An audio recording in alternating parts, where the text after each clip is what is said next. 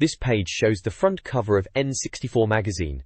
Must be from back in the day, judging by the February 1998 date there. Blimey, that's a blast from the past. Right in the middle, you've got a load of Yoshis all over the shop. Colourful little buggers, and it's screaming, Yoshi's Story First Review! Yeah, remember that game? It was pretty hyped back then, all hot from Japan apparently, and they're banging on about every level played, all the fruity facts. Sounds a bit much, even for Yoshi. Up in the corner, there's a red splodge saying, loads of new games, which was always the promise on these mags, wasn't it? And over there, a green arrow bragging, lift the flap for what's in this issue. Oh yeah, those fold-out covers, always a bit of a gimmick, but you fell for it every time. Down at the bottom left it says, free book, no free double game guide plus? Give that newsagent an earful, Yurch Ed. Cheeky sods, always with the funny little comments from the editor. Wonder what that free book was actually about. Probably some thin guide to something nobody cared about. Yeah, this is pure late 90s N64 fever. Colourful, loud, and promising the earth with every issue. Those were the days, eh? Simpler times for gaming mags, that's for sure.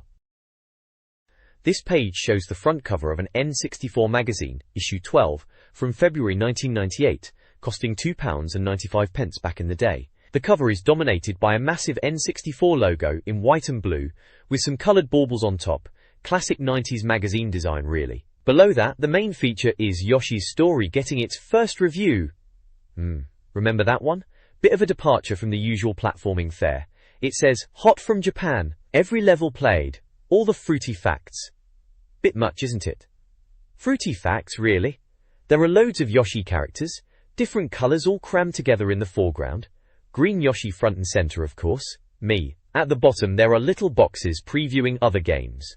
Quake is there, proper PC classic making its way to the N64, that was a big deal at the time, even if the N64 version was a bit, well, you know. Aero Gauge is there too, remember that futuristic racer?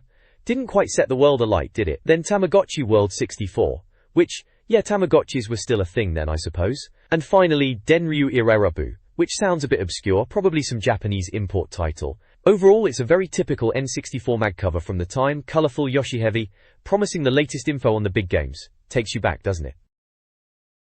This page depicts a feature called How N64 Magazine Works, a sort of welcome spiel explaining why you should bother picking up this mag. It kicks off with Zai, they spell it Z-Y, mind going on about Yoshi's story. Apparently, just the music from the game room cracks them up, even Yoshi's daft little jump noises. Proper keen on Yoshi they are, calling him their favourite. Then out of nowhere, there's a line about hoping Turok, Dinosaur Hunter, doesn't sniff him out. Bit random that.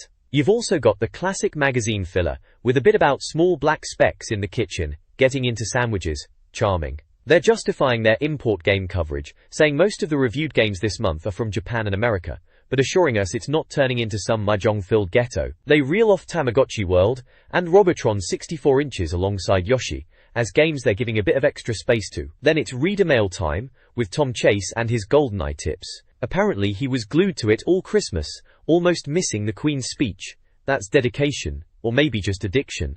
GoldenEye was a bit of a monster back then, wasn't it? More grimness with caterpillars in a spider plant and back to those black specks. Yerg, moving on. Lastly, there's Snowbo Kids, or Snowbo Kids, they can't quite decide how to spell it, and a random anecdote about an Andrea spilling her food down her white t-shirt. Bit of a month, eh? Despite all that, they reckon it's been a fine month for N64 gaming. Row. The page also lists why you should buy the magazine, saying they're serious about Star Game Awards, they're independent so they can slag off games if needed, and they cover those import games from Japan and the US that you might be interested in. Plus, they reckon they're proper Nintendo fans, cramming every page with useful stuff. Visually, the right side is all colourful Yoshi characters, and there's a little picture of the magazine cover in the corner. Surprise, surprise, it's Yoshi's Story. This page depicts the contents page from issue 12 of N64 Magazine from February 1998, back when we were all buzzing about the N64. Front and center we have Yoshi's Story getting the cover spot. Hard to miss that big friendly blue Yoshi staring out. He's back, but oh no, the super happy tree has been captured by Baby Koopa. Classic Nintendo fare then. Always gotta save a tree or a princess or something. It's flagged up as being on page 44, and it's to the review. Probably worth a look. Yoshi games are usually decent enough, even if they're not exactly Mario 64. Then there's the N64 Arena section, labelled Reviewed, Rated and Completed. Bit full of themselves, aren't they? First up, page 30. Looks like some wrestling action with WCW vs NWO World Tour. Ah yes, that was doing the rounds at the time. The write-up says, Tim overcomes his spandex allergy and oils up. Cheeky. Below that is Nagano Winter Olympics, on page 40, with the tagline, looks lovely, but leaves us cold. Sounds like a bit of a mixed bag then, pretty graphics but maybe not the best gameplay. Winter sports games on consoles were never usually amazing if I'm honest. Warrington. Flipping over to Import Arena, starting on page 44, seems Yoshi's story review also kicks off this section. The latest Japanese and American games. Always interesting to see what's coming over from Japan. We've got Tamagotchi World 64 inches at number 56, with the description, egg pet tomfoolery, on a board. Right then, Tamagotchis on the telly, not sure about that one, sounds a bit niche. Dual Heroes at 58. A decent one at last? Could it be? Huh? No. Ouch. Harsh reviewer. Next, Tokon Road at 59, an alternative view of the wrestling world. More wrestling games. The N64 was getting a fair few of those, wasn't it? Snowboard Kids, on page 60. Surprise! Our favorite game of the month. Well, that's a turnaround from the Olympics game. Snowboarding might be alright on the N64 after all. Warrington Norsa Hazme. Then it gets a bit more obscure with Robotron on page 65. Robots attack Jay Nash from all sides. Could be a retro remake maybe? Art of Fighting at 66. Aero Gouge at 68. And finally Denryu Irairabu at 69. Not ringing any bells those last few. Must be proper Japanese imports. Probably fighting games or something equally as bonkers. Looks like a decent enough issue to flick through, if you were after the latest N64 goss back in '98. This page depicts the contents page of an old N64 magazine, back from February 1998 it seems, issue 12 it says near the bottom. Looking at the Planet 64 Feet section, it's the news roundup, hot off the N64 magazine teletype machines. Core, remember teletypes? Sounds a bit grand for what was probably a fax machine. There's a crying Pikachu for some reason, bless him. Then we've got N64 How To, which is the guide section. They're telling you how to get games early by importing them, bit of a faff that was, and expensive. There are also guides to give the Yanks a damn good thrashing in NFL Quarterback Club 98, get the best from your bike in Extreme G, and ensure victory every time in GoldenEye Deathmatch. GoldenEye Deathmatch tips, essential reading back then for settling playground arguments, wasn't it? Bah. Future Look section is previews of upcoming games. Mystical Ninja is featured, saying it's now in English, which is good news. Peach-shaped UFO they mention, sounds a bit bonkers, typical Konami. Quake is in there too, asking if it's as good as the PC version. Everyone was obsessed with the PC version being better back then, weren't they? And finally, NBA Pro 98 Konami doing basketball apparently, with fishnets with the bottoms cut out for some reason. Magazine humor, eh? Regulars lists the usual sections like Tips Extra, Club 64 Feet for letters, subscriptions to get your mag delivered, back issues if you missed anything, and directory whatever that was, and a cheeky peek at issue 13. All in all, a standard contents page for a gaming mag of the time. This page depicts an exclusive first look at Mystical Ninja's first steps into English, or as it was originally known, Ganbare Gomon. It seems like Zai, the reviewer, had a crack at the Japanese version before, back in issue 7, and marked it down a bit to 80% because, fair play, it was a right pain for us non-Japanese speakers to figure out what was going on. This article is all about Konami finally getting around to translating it for us lot in Europe, which is decent of them. Apparently it's not just a simple job of word-for-word translating, as that can lead to some odd phrases that just don't make any sense. They're using the kettle on example, which is quite funny to imagine someone thinking it's about clothing yourself in a water boiler. They're worried about keeping the game's original charm without it sounding completely bonkers in English. They've even had to tweak a few bits, like taking out the backwards swastikas. Peace symbols. Apparently times have changed, haven't they? And they're hoping they don't Americanize it too much and turn the blue-haired lad into some sort of Mr. American Pie. Sounds like they are keeping the Japanese flavor though, what with all the traditional costumes and buildings. There are a few screenshots dotted around, showing some of the in-game chat and a bit of the gameplay. One bit of text says Goemon is admiring the view, saying it's a big one, you've got to admit. Another screenshot mentions the camera isn't as smooth as Mario 64, which is a fair comparison. Everything is being compared to Mario 64 back then. It mentions something about Yoshi being a common Japanese name, and that the Lizard King won't be turning up, which is a bit cryptic. Looks like the US is getting it in March, and we in the UK are getting it in April. They also mention Zelda being put back to November, and something about Holy Magic Century being delayed again. It sounds like Konami is going to be big on the N64 RPG front, so that's something to look forward to if you're into that sort of thing. This page from N64 Magazine is having a look at Mystical Ninja, or Gambare Goemon as it was known back in Japan. It seems the blue-haired hero is finally talking in a language we can understand, which is a relief, though maybe that was part of its quirky charm all along. There's a few screenshots showing off bits of the gameplay. Looks like you'll be meeting some odd characters, like this rude guy fishing down at Duck Creek in Zazentown, who's apparently obsessed with plasma. Then there's another chap, described as a nudie man with a bag on his head, who is dishing out hints. Right then, the reviewer also points out the old RPG shop standby is present, where you can spend your hard-earned virtual yen wisely, young man. Another snippet mentions different types of food in Japan, which is a bit random, and there's a bad guy calling you a coward. So typical Japanese game craziness then, or as they say here, mystical. James seems to have had some first-hand experience with the food, whatever that means. It all sounds a bit bonkers, but in a potentially good way, I suppose, for something a bit different on the N64. This page from N64 Magazine features a look at Mystical Ninja starring Goemon, which was quite a quirky game back then. At the top we've got some screenshots. Looks like Goemon's meeting a girl called Yae, apparently that's her name, and not just him shouting in surprise at seeing a girl, which is a bit of a relief. She can turn into a mermaid too, which is definitely different. It mentions something about the mysterious Flake Gang causing trouble in Zazentown. The reviewer, ZY, mentions you'll be linking up with another character and collecting weapons, so it sounds like typical action-adventure stuff, just with a very Japanese flavor. Down below, there's a section called Sing a Song of Mixed Sense, which is all about the game's theme tune. Apparently the game is a whopping 128 meg, which was pretty big for an N64 game at the time, and they reckon that's why Goemon is a bit bonkers.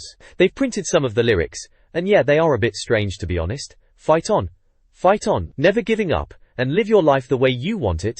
It's all a bit random, isn't it? They're saying fight on is a pun on frighten and related to Goemon's hairstyle, which is supposed to scare away evil spirits, so there's some weird Japanese folklore going on there. They even try to explain the lyrics by talking about the Japanese view of the sky, being a shy friend who visits Tokyo as a rabbi disguised every 12 months shouting, "Sheesh, what a schmuck I've been." Honestly, it's all a bit much. They're definitely playing up the mixed sense part, but it's all part of the charm of these Japanese games, isn't it? A bit bonkers, but often quite fun. This page from N64, Future Look section, it's all about mechanical madness from Mystical Ninja starring Goemon on the N64. Looks like they are previewing a boss battle with Goemon Impact. Warrington Nulsa. It's split into stages. The first one, Stage 1, the song, mentions that Goemon Impact has its own theme tune, which is a bit of a Mickey take of old Japanese robot cartoons. The screenshots show some lyrics like, "The burning sun, gleaming on my shoulders.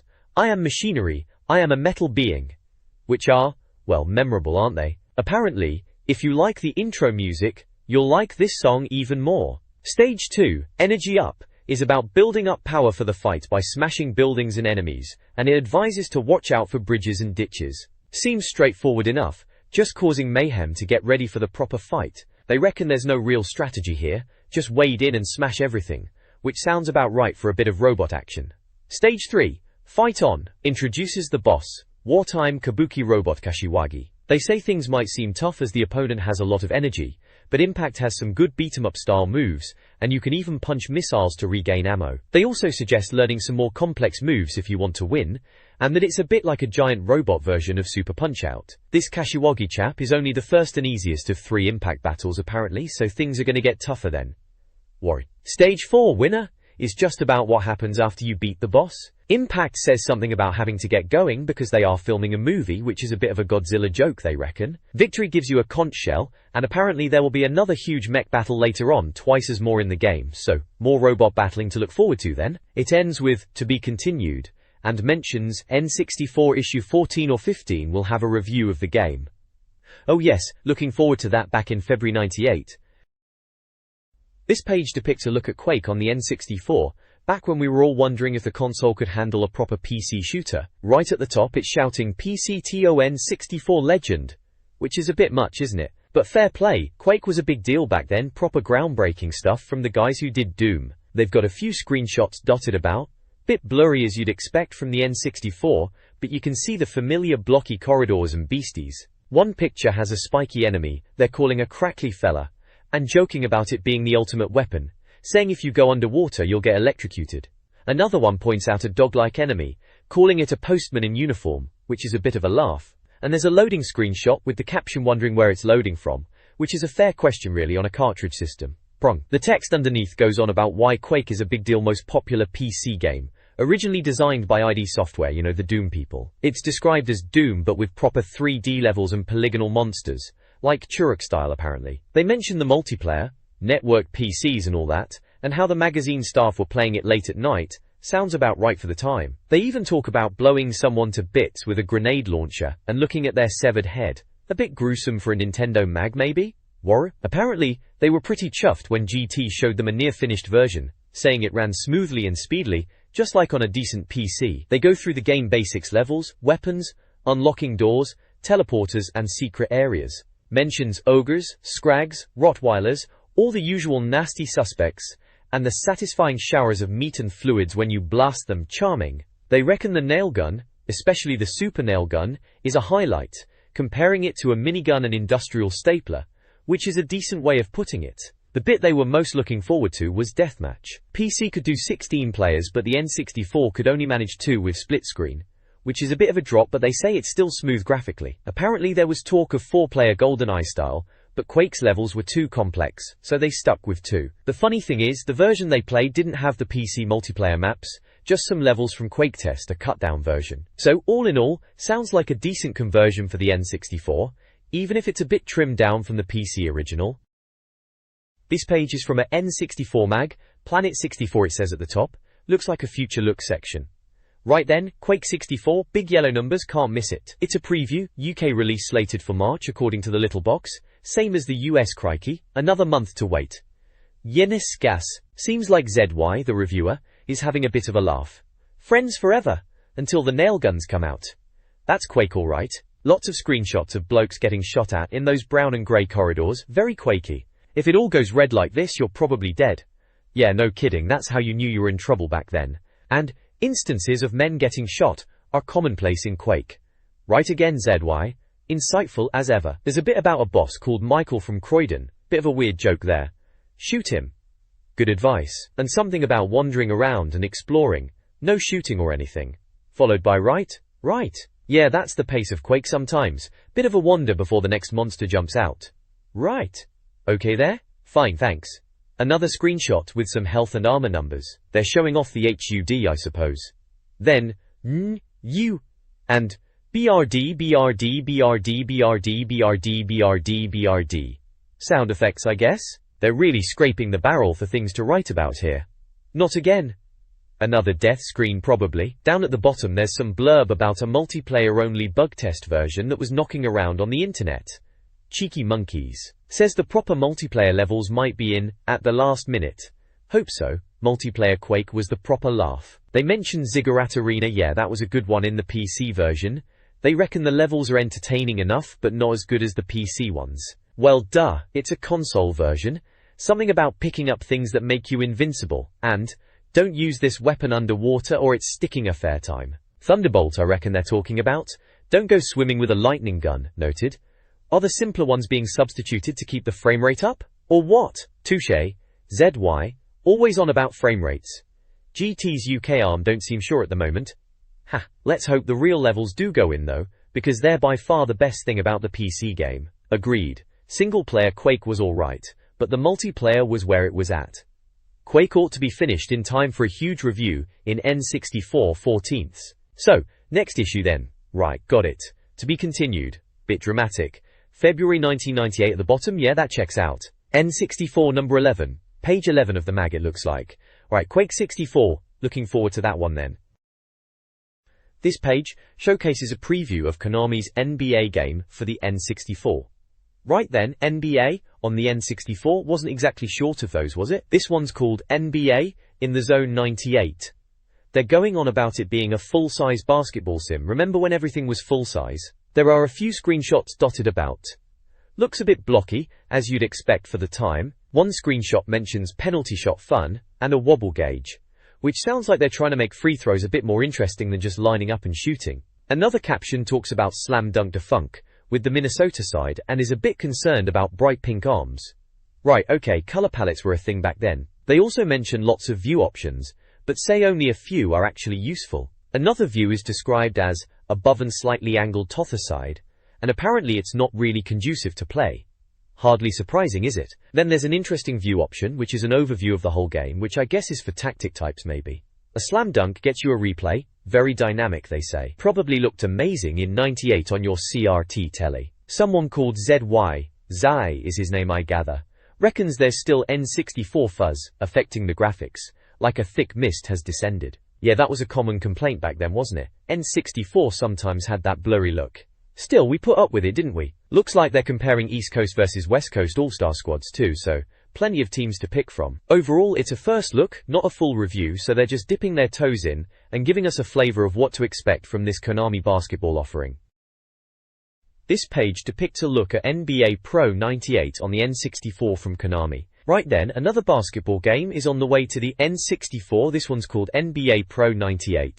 The reviewer, Zai, starts off a bit sarcastically mentioning NBA Hangtime and some dodgy tennis game reference before getting to the point. Apparently Konami have been working hard on this one, and it's about 70% finished and due out in March. They're aiming for realism, and it's supposed to look quite realistic. It seems they've dropped the in the zone part of the title from previous games, which probably means nothing to most of us. The reviewer mentions that Pro is the first Konami game with this suffix, to fit in with their sports lineup, which is fair enough. Apparently Americans are the basketball experts, but Konami are Japanese, so they expect some big heads cheat in the game. Cheeky. It's got a full NBA license, which means all the real teams and players, plus East and West Coast select squads, so plenty of teams to choose from. Arta. It sounds like they've got lots of options, camera angles and strategy in the game.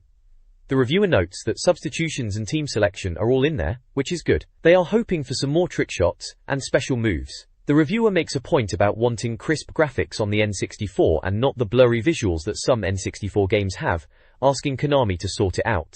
Apparently there's no commentary at the moment, but they expect it will be added later, as it's still in development. They think it's promising and have high hopes for it, but it still needs some polish in the last 30% of development. They'll be reviewing it properly in issue 14, so we'll see what they really think then. There are a few screenshots showing the game in action. It looks alright for the time. A bit blocky as you'd expect on the N64, but not terrible. One shot shows the score DET0, SA6, another CHA4, LAL5. There's also a menu screen showing team selection, with player names like Vlade Divac, Glenn Rice, Shaquille O'Neal, and Eddie Jones listed. They mention full options to customize your squads and create your own dream team, which was always a good feature back then. And finally, they finish off by saying the key to basketball is defense, something they feel is still missing on the N64 at the time. So yeah, NBA Pro 98, another one to keep an eye on. Might be decent, might be another stinker, who knows. This page depicts a news section from a gaming magazine. Looks like it's an N64 one from the logo. The big headline is, "Let the Games Begin," talking about the spring release schedule for the Nintendo 64. They're saying after the Christmas rush, there will be 3 new N64 games coming out soon. They mention Cruisin' USA, which apparently got a bit of a kicking in a previous issue, only scoring 34%. Ouch, that's got a sting. Then there's Tetrisphere, which they seem a bit more positive about, getting a 71% in a previous review. Not amazing, but hey, it's Tetris, right? And lastly, Snowboard Kids, reviewed on page 60. Wonder what they thought of that one. It mentions the call for new games is still unanimous, which is no surprise really. After Christmas you're always wanting something new to play. GoldenEye and Mario 64 Feet are still doing well though, they point out. No shock there, those were killer games. Looking ahead, they mention a few titles coming later in the year. Twisted Edge Snowboarding in July, which sounds alright if you're into that sort of thing. Knife Edge Snowboarding and Blade and Barrel are also mentioned for August. Never heard of those actually. Might be some hidden gems or total stinkers, you never know back then. Then there's an untitled puzzle game coming in September, and 2 more top secret games for November, and another for the 64DD add-on, which was always a bit of a mystery to us in the UK, wasn't it? They also touch on delays. Typical Nintendo. Zelda 64 Feet, that's Ocarina of Time for those who know, is apparently not coming until November for the PAL version. Bit of a wait, but we were used to that, weren't we? 1080-degree snowboarding is expected in June, maybe not for the winter season. A bit of an oversight there, lads. Other games they mention include Banjo-Kazooie in July, that's Rareware, so bound to be decent. F-Zero X in September, now that's got my attention. Loved the original F-Zero on the SNES. And Body Harvest in October, which they say has been much troubled. Sounds ominous. And lastly, Ultra Donkey Kong. Possibly November time. They finish off by saying, Rareware have told the magazine about 2 secret projects for 1998. keeping us all guessing then. There's a few screenshots dotted about, Link from Zelda, some snowboarding action and a Tetrisphere puzzle, all looking very blocky and N64-ish. It's all pretty standard news stuff from a games mag of the time, giving us a taste of what's to come and trying to keep the hype going. Good times, good times. This page is a right blast from the past, looking at issue 12 of N64 Magazine, February 1998. Right at the top, in the shortcuts section, they're talking about folks ditching Sky TV for proper telly and maybe catching new episodes of The Simpsons. They're also running a competition called Games World with some bloke called Hewland. Something about becoming the undisputed champion of the UK. Sounds a bit daft, but I suppose everyone was up for a laugh back then. Then there's a piece called Sikachu, which is a bit grim. Apparently, a Pokemon cartoon in Japan caused some kids to have fits after seeing flashing red and white lights. TV Tokyo were quick to say it wasn't their fault, apart from the murders and a subway bombing in the cartoon, which is a bit of a strange thing to add. Pikachu was unavailable for comment, naturally, probably hiding under a rock somewhere feeling guilty. The middle of the page has a list called the N64 Games of 1998. Crikey, look at this list. Cruisin' USA and Tetrisphere already out in February. Then Snowboard Kids in March, Yoshi's Story around March/April, Twisted Edge Snowboarding and Banjo-Kazooie in July, Knife Edge in August, F-Zero X, Kemco Puzzle Game, Body Harvest in September, Top Gear Rally 2 and Legend of Zelda, Ocarina of Time in November, and 1080 Degrees Snowboarding in December. Ocarina of Time in November? Blimey, that was a big deal. Loads of good stuff coming out, according to them anyway. Dates are all provisional, they always were, weren't they? Lastly, there's a bit called The Price is Right, Down. Seems like Nintendo in America dropped the price of some classic N64 games to $40, like Super Mario 64, Mario Kart 64, Star Fox 64, Wave Race 64, Shadows of the Empire, Turok, and Cruisin' USA. They reckon it's about £25 over here, which would be a good price. At those prices, everybody's gonna win, they say, with a picture of Wario looking a bit manic in his cart. They're hoping Nintendo UK will do the same. Fingers crossed, eh? This page from N64 Magazine, issue 12 back in '98, is a mixed bag really.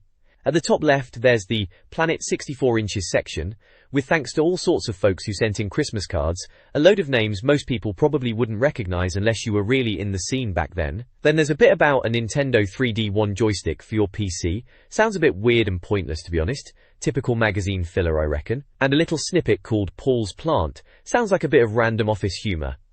Down the left a bit is Fanzine Farm, reviewing some gaming fanzines. Retro Gamer is first. Sounds promising. Says it's a superbly accomplished trip down bleeping memory lane. Bit dramatic, but they seem to like it. Then Nform, talking about reviews, and apparently it's a good old-fashioned retro issue. And lastly, 64 Bliss, which they say is a very first effort, and sounds like it's got some potential. Over on the right side in New Goods, they're looking at some N64 keychains. XS Gameware are doing these clock keychains, shaped like mini N64 pads and control decks. The reviewer, ZY, thinks they're really cute. Yeah, I guess they are a bit. Says they tell the time and date when you press a button. A bit pointless really for a keychain, but hey, it's the 90s.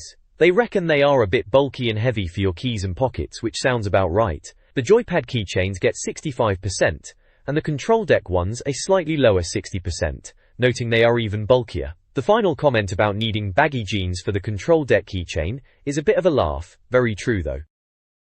This page from Planet N64 Magazine, in the Retro World section with Jason Moore, takes us back a bit to have a look at some older bits of gaming tech. First up, it talks about the Atari Lynx. Remember that chunky handheld? They're saying back in 1989, everyone was hyped for it, especially compared to the humble Game Boy. Apparently, it was technically amazing for the time, proper color screen and all that, especially as Commodore's Amiga was also doing clever things with graphics back then. They mention classic arcade conversions and original titles on the Lynx. Seems like Atari pushed it hard, but it just couldn't keep up with Nintendo's Game Boy juggernaut in the end.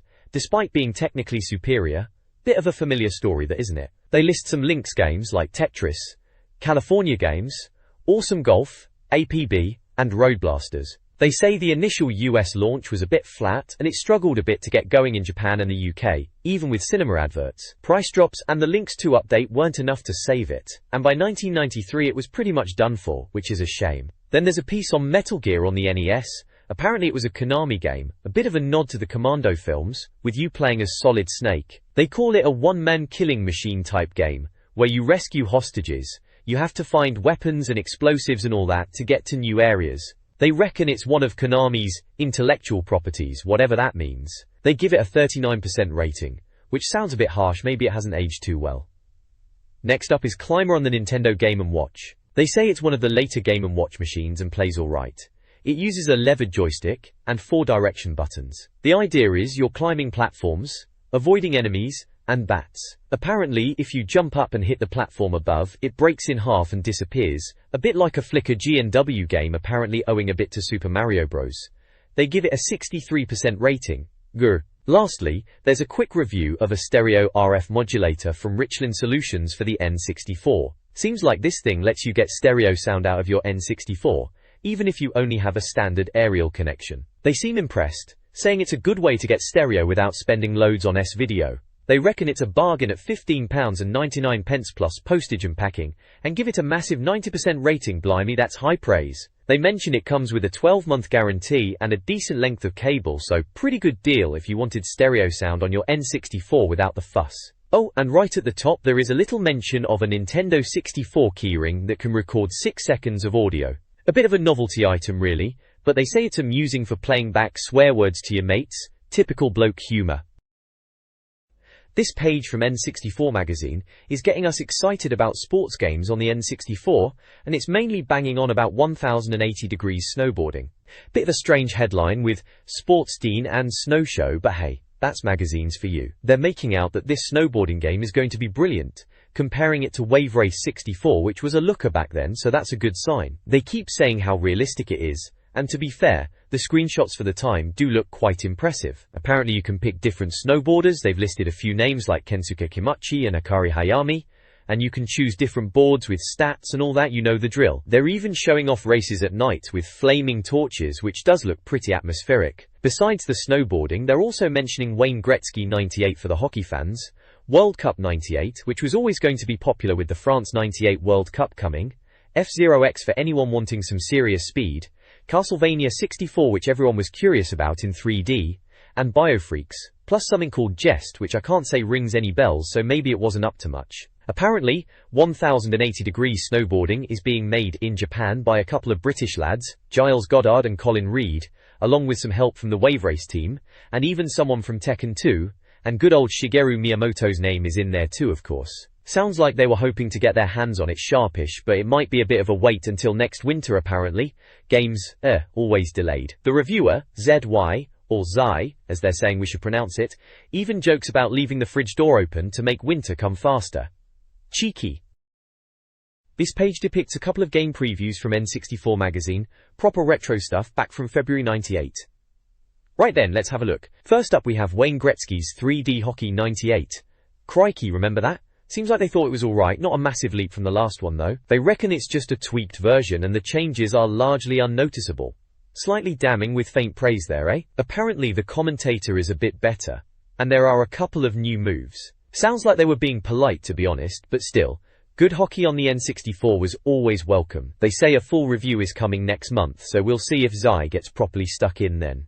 Next up is World Cup 98. Now this was a big deal back then, wasn't it? Football and the World Cup, you couldn't move for it. Electronic Arts are getting a good write-up. They seem to be getting the hang of footy games after the, dark days of FIFA 64. Ouch. Bit harsh, but probably fair. That FIFA 64 was a bit ropey, wasn't it?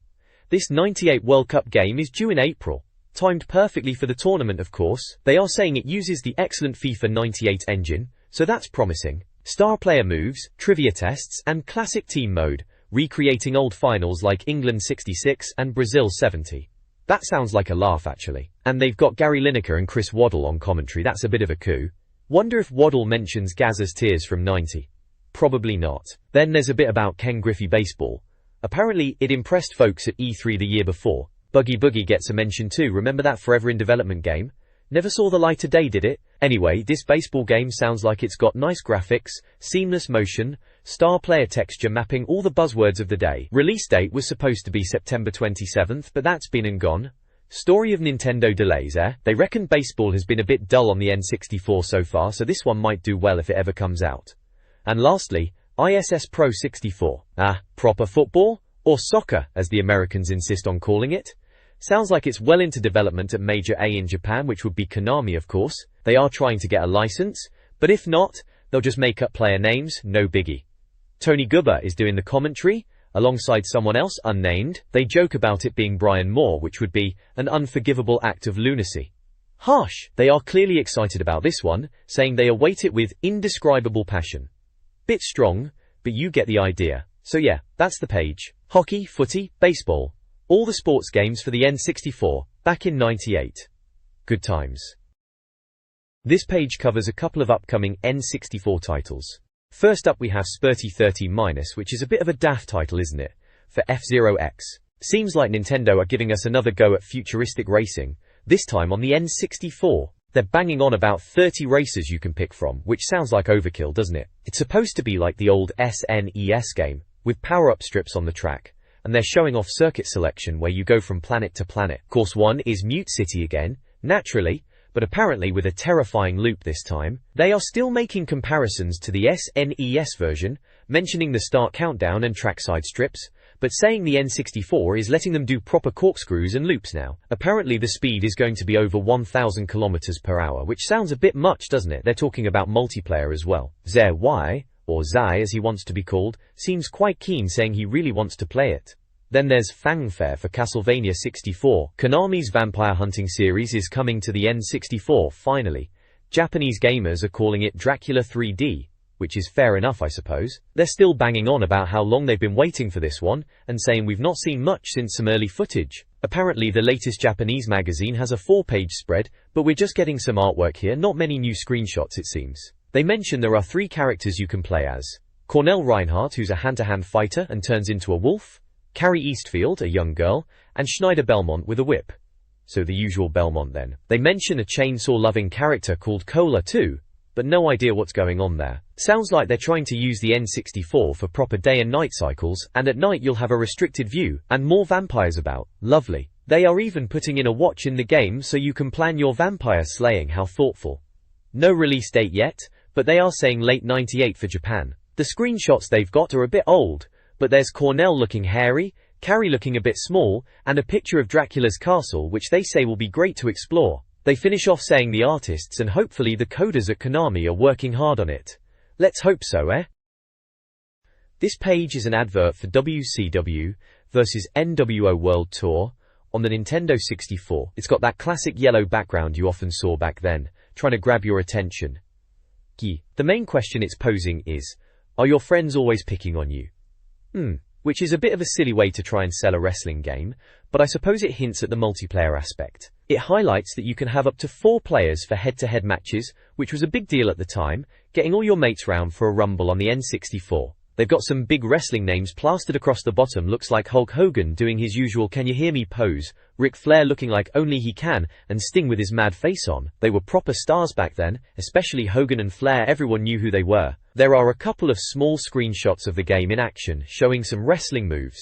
Graphics were what they were back then, a bit blocky, but we were still impressed at the time to see wrestling in 3D at home. It mentions a review score of 92% from Total 64, and a quote saying, "It must be played, even if you're not a fan, it's that good." Review scores were everything back then. You'd pore over them in magazines to decide what to spend your pocket money on. 92% sounds pretty high, so someone was clearly impressed with this wrestling game. Whether it really was that good is another question. Memory can be a funny thing, but it certainly looked exciting back then. It's all published by THQ, and it's got the Nintendo 64 logo nice and clear, so you know exactly what console it's for. Just a straightforward ad really, trying to get you hyped up for some wrestling action on your shiny new N64.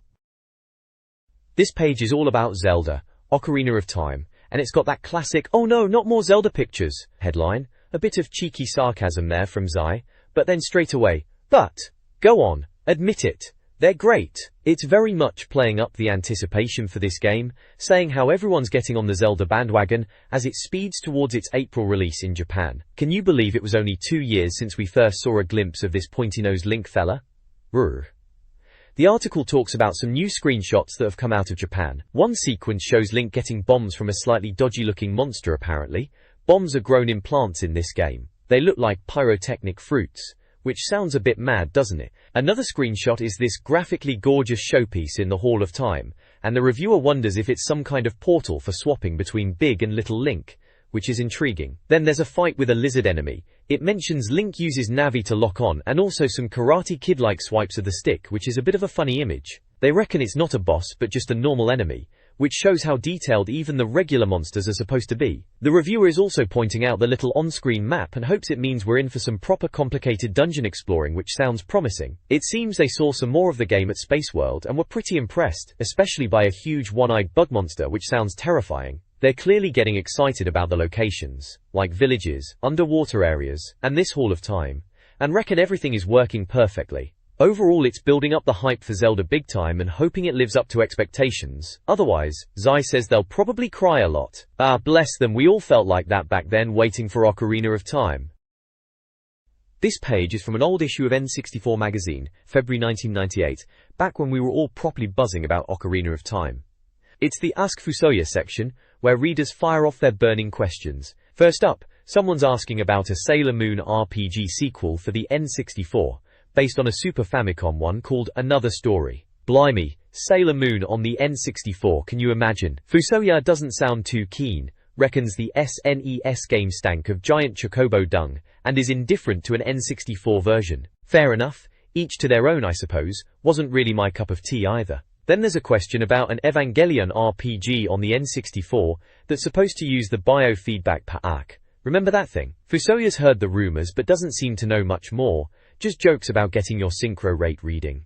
Someone also asks about a Chrono Trigger 64. We all wished for that, didn't we? Fusoya just says, the bright blinding light of relevant N64 RPG question almost blinds old Fusoya. A bit cryptic, but probably a no then. There's a bit of a warning from Fusoya about a giant anime fan approaching fast, referencing the Taito Daria shooter series, showing his age a bit there.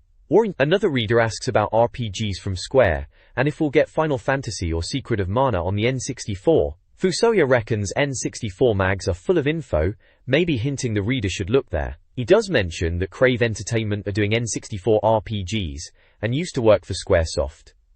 Interesting little tidbit.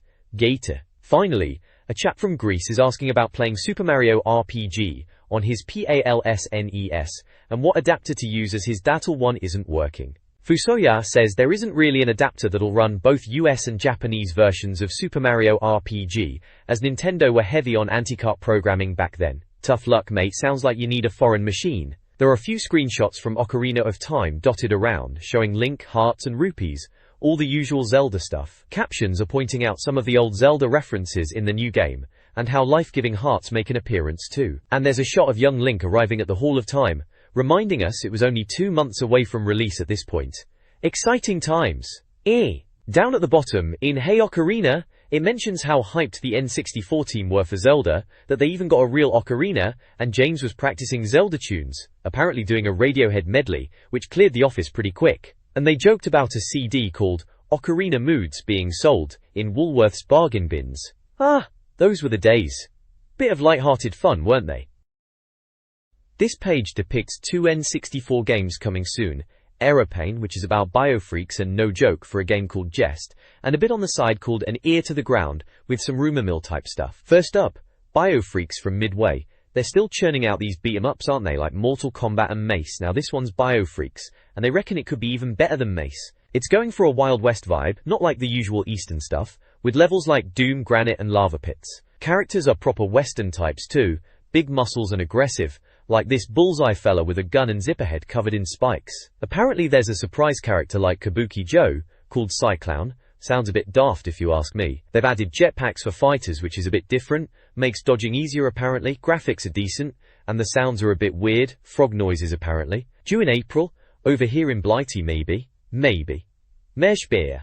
Then there's Jest from Ocean, seems to be a platformer, had a few of those kicking about. It's about this Jax character, who starts as a joker and wants to be a full jester, whatever that means.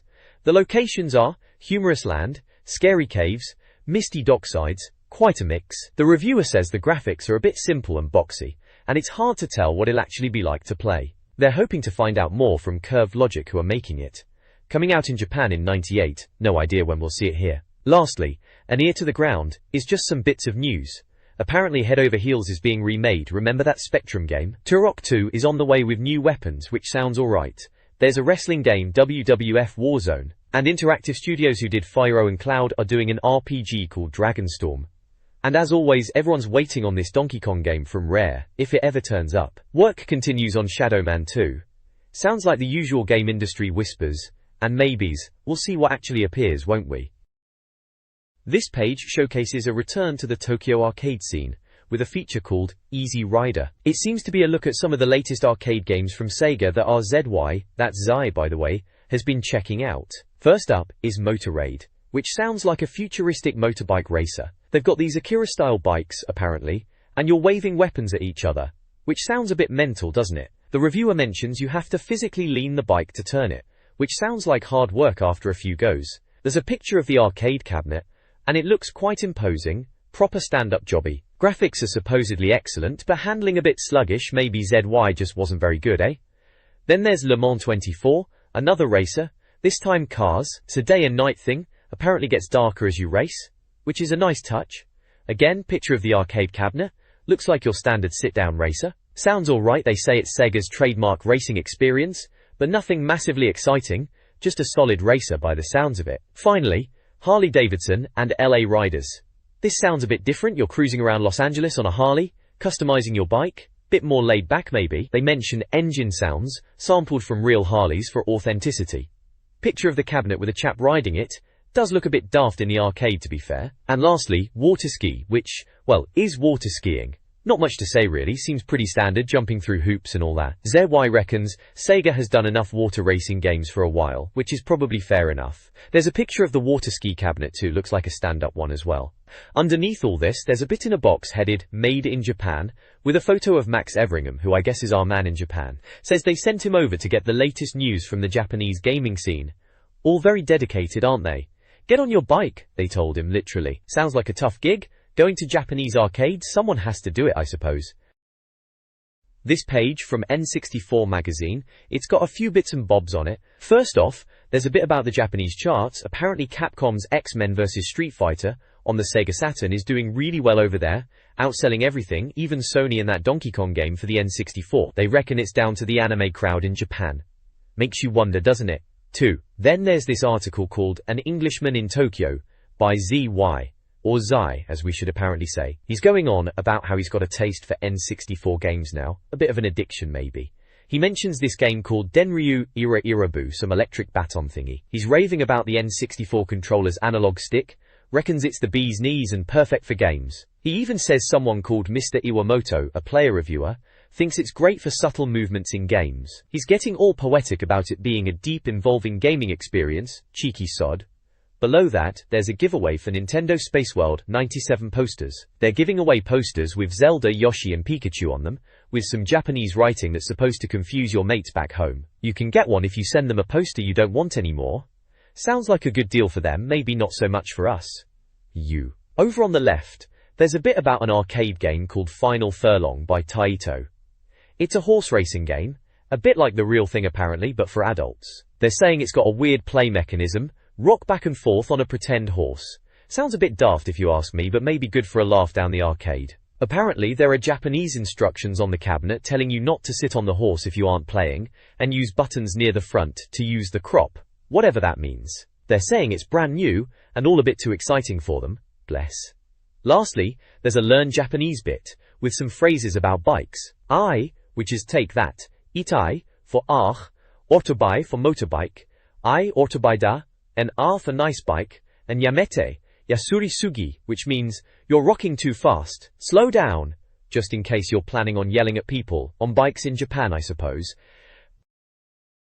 This page showcases the N64 Arena section from what looks like an old N64 magazine. Right at the top, we have reviewed, rated, and completed, which is a bit dramatic, isn't it? Seems they're taking their reviews seriously. Doru. There are snippets about 2 games on this page. First up is WCW vs NWO World Tour, with some screenshots of wrestlers grappling. Muscles ripple as massive blokes shove each other, it says. Well, that pretty much sums up wrestling games back then, didn't it? Good bit of button bashing fun if you were into that sort of thing, though maybe a bit basic compared to what came later. Then there's Nagano Winter Olympics, with a picture of some snowy sports action. Skiing, skating, sleighing, snow, shivering. It's all in here. To what effect, they ask? Olympics games were always a bit hit and miss, weren't they? Sometimes they captured the spirit, sometimes they were just a load of mini-games cobbled together. This one, Nagano, reminds me of the Winter Olympics around that time, so it's probably tying in with that. The bottom half of the page is all about their guide to scoring. Explains how they mark games. Apparently, N64 games were pricey, so they wanted to make sure you got your money's worth. They've got a star game badge for anything 85% and above. Sounds like they didn't hand those out lightly. They've broken down the scores into color-coded ranges. Yellow is 85% plus, star game worthy. Blue is 84%, 70%, saying the best N64 games are superb. Green, 69%, 50%, is described as games that are perfectly playable, but not special. Red, 49%, 20%, is for games that are lazily programmed, and grey, 19%, 0%, are monstrosities. They punish ruthlessly. Blimey, they didn't hold back, did they? It's quite a clear system, makes you wonder which games ended up at the bottom of that grey pile. Looks like this is page 30 of issue 12, so must be fairly early on in the N64's life, probably when everyone was still figuring out what the console could really do. Good times. Good times. This page from N64 Magazine, right, takes us to the import arena. Remember those days, eh? When we were gagging for games from the States and Japan before they finally trickled over here. So, what have we got here then? Tamagotchi World 64 inches. It's described as Monopoly, but with egg pets. Sounds charming. Then Duel Heroes. Further fighting frustration. Lovely. Tokon Road is wrestling Eastern style, which I guess is always interesting. Snowbow Kids. Apparently you must have a go on that. According to them, bit strong, isn't it? Robotron 64 inches is some retro shooting from the US, and Art of Fighting is a cracking Japanese beat-em-up. Aero Gouge is just not selling it, lads. And lastly in this section, Denryu Irarabu, things to do with a stick. Intriguing. They're wondering when we'll actually see Yoshi's story over here, and asking what the Japanese version is like, hyping it up as usual. Of course there's a go to page 44 inches for Yoshi's story. Down below, we have how it works, explaining their review process, trying to sound all scientific. They've got categories visuals, asking if the game looks amazing on the N64, sounds, questioning if the music is any good or just best muted, mastery about making use of the N64's special hardware, and lifespan, because at £60 a pop you want your money's worth, don't you? Finally, verdict, the big score at the end, very scientific apparently, right? Rice. Over to the side is Team 64, the review crew, and they're looking a bit colourful. They've got little boxes with Jonathan Davies, who wanted to review Yoshi but James supposedly sent it to his place instead. Jonathan's game of the month is Snowbow Kids. Andrea Ball is there, apparently face down on the cover the night before, purple ink and all. Her game of the month is Tamagotchi. Will Overton, sounding a bit strangled, his game of the month is Mystical Ninja. Paul Gerald, practicing Mario Kart all weekend, reckons he's no longer crap at it, game of the month Aero Gouge. James Ashton's been using cheap lotion to look less deathly pale, his game of the month naturally, Yoshi's story. Jonathan Nash, apparently easily influenced, has gone blue like Yoshi, also game of the month Tamagotchi. And finally, Dean Mortlock, new boy, bit green around the gills, good at beat-em-ups, given 2 Art of Fighting games as game of the month, or Art of Thing as it's listed. Cheeky, 2 Art of Seko, 2 Art of Seko. And right in the middle of it all, a massive picture of Yoshi's massive head. Yep, typical N64 mag page, full of imports and Yoshi. Good times. This page showcases WCW vs NWO, World Tour for the Nintendo 64. Wrestling games were a big deal back then, and this one, well, it's arrived on the N64. The page is pretty over the top with slogans like pants, leotards, bandanas, growls. You know, the whole macho wrestling vibe. Of course, they've got to mention Hollywood Hulk Hogan, he was everywhere back then. There are some screenshots of the game in action, looking like your typical chunky N64 graphics.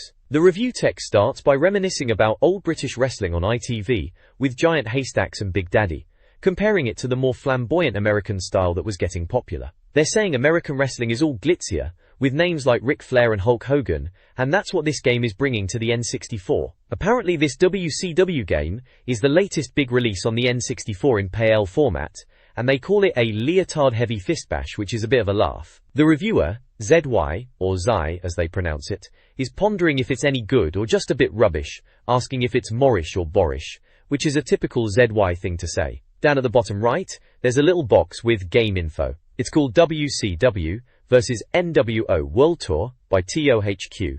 Needs 64 meg of memory, a controller pack, and a rumble pack. It's for 1 to 4 players, and it's out now for £55, which was quite a bit of money at the time for a game. So yeah, WCW Wrestling on the N64, another one to add to the pile.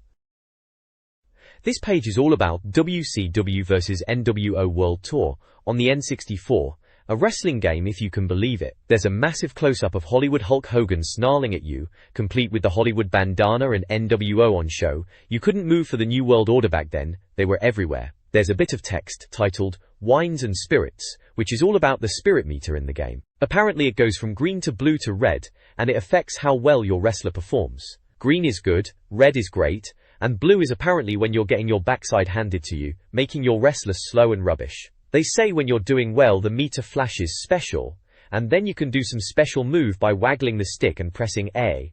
Sounds a bit fiddly if you ask me. Down below there are a few screenshots of the game in action. Blocky graphics as you'd expect for the time, but you can sort of make out the wrestlers in the ring. Looks like some standard wrestling moves going on, slams and grapples. Wah. At the bottom there are a couple of speech bubble tips. One says, don't ever get back into the ring like this, never turn your back on an opponent, never! Sounds a bit dramatic even for a wrestling game, doesn't it? The other one mentions Ric Flair, in the groovy red gear, receiving a neck massage. Groovy red gear indeed. Zai's always got to have his little jokes. He reckons age doesn't come gracefully, cheeky sod. Still, it's probably decent advice for a wrestling game, even if it is a bit of a laugh reading it now. This page in N64 Magazine from back in the day, it's all about wrestling, innit? No wrestle for the wicked, they've called it, cheeky. It's breaking down the different wrestling groups in the game, WCW vs NWO World Tour. You've got your WCW, the old guard, then the NWO, who were the edgy upstarts at the time, DOA, they're the mysterious ones, and IU, sounds like they're just doing their own thing. Then it gets into top grunts, which is a bit harsh, isn't it? They're talking about the wrestlers like they are collectible cards, and showing off Lex Luger, Sting, Giant, and Scott Steiner. Each one has a little profile, bit of a joke about them really, and their favourite moves listed: torture rack, German suplex, choke slam, grapple Dr. Bomb, all that sort of thing. They even give them a Gura factor rating out of 10, which is a bit of fun. Lex Luger, the party animal, gets an 8. Sting, the weirdo, a 9. Giant, also a 9. Poor old Scott Steiner only gets a 4. They reckon he's a bit of a impressively average wrestler.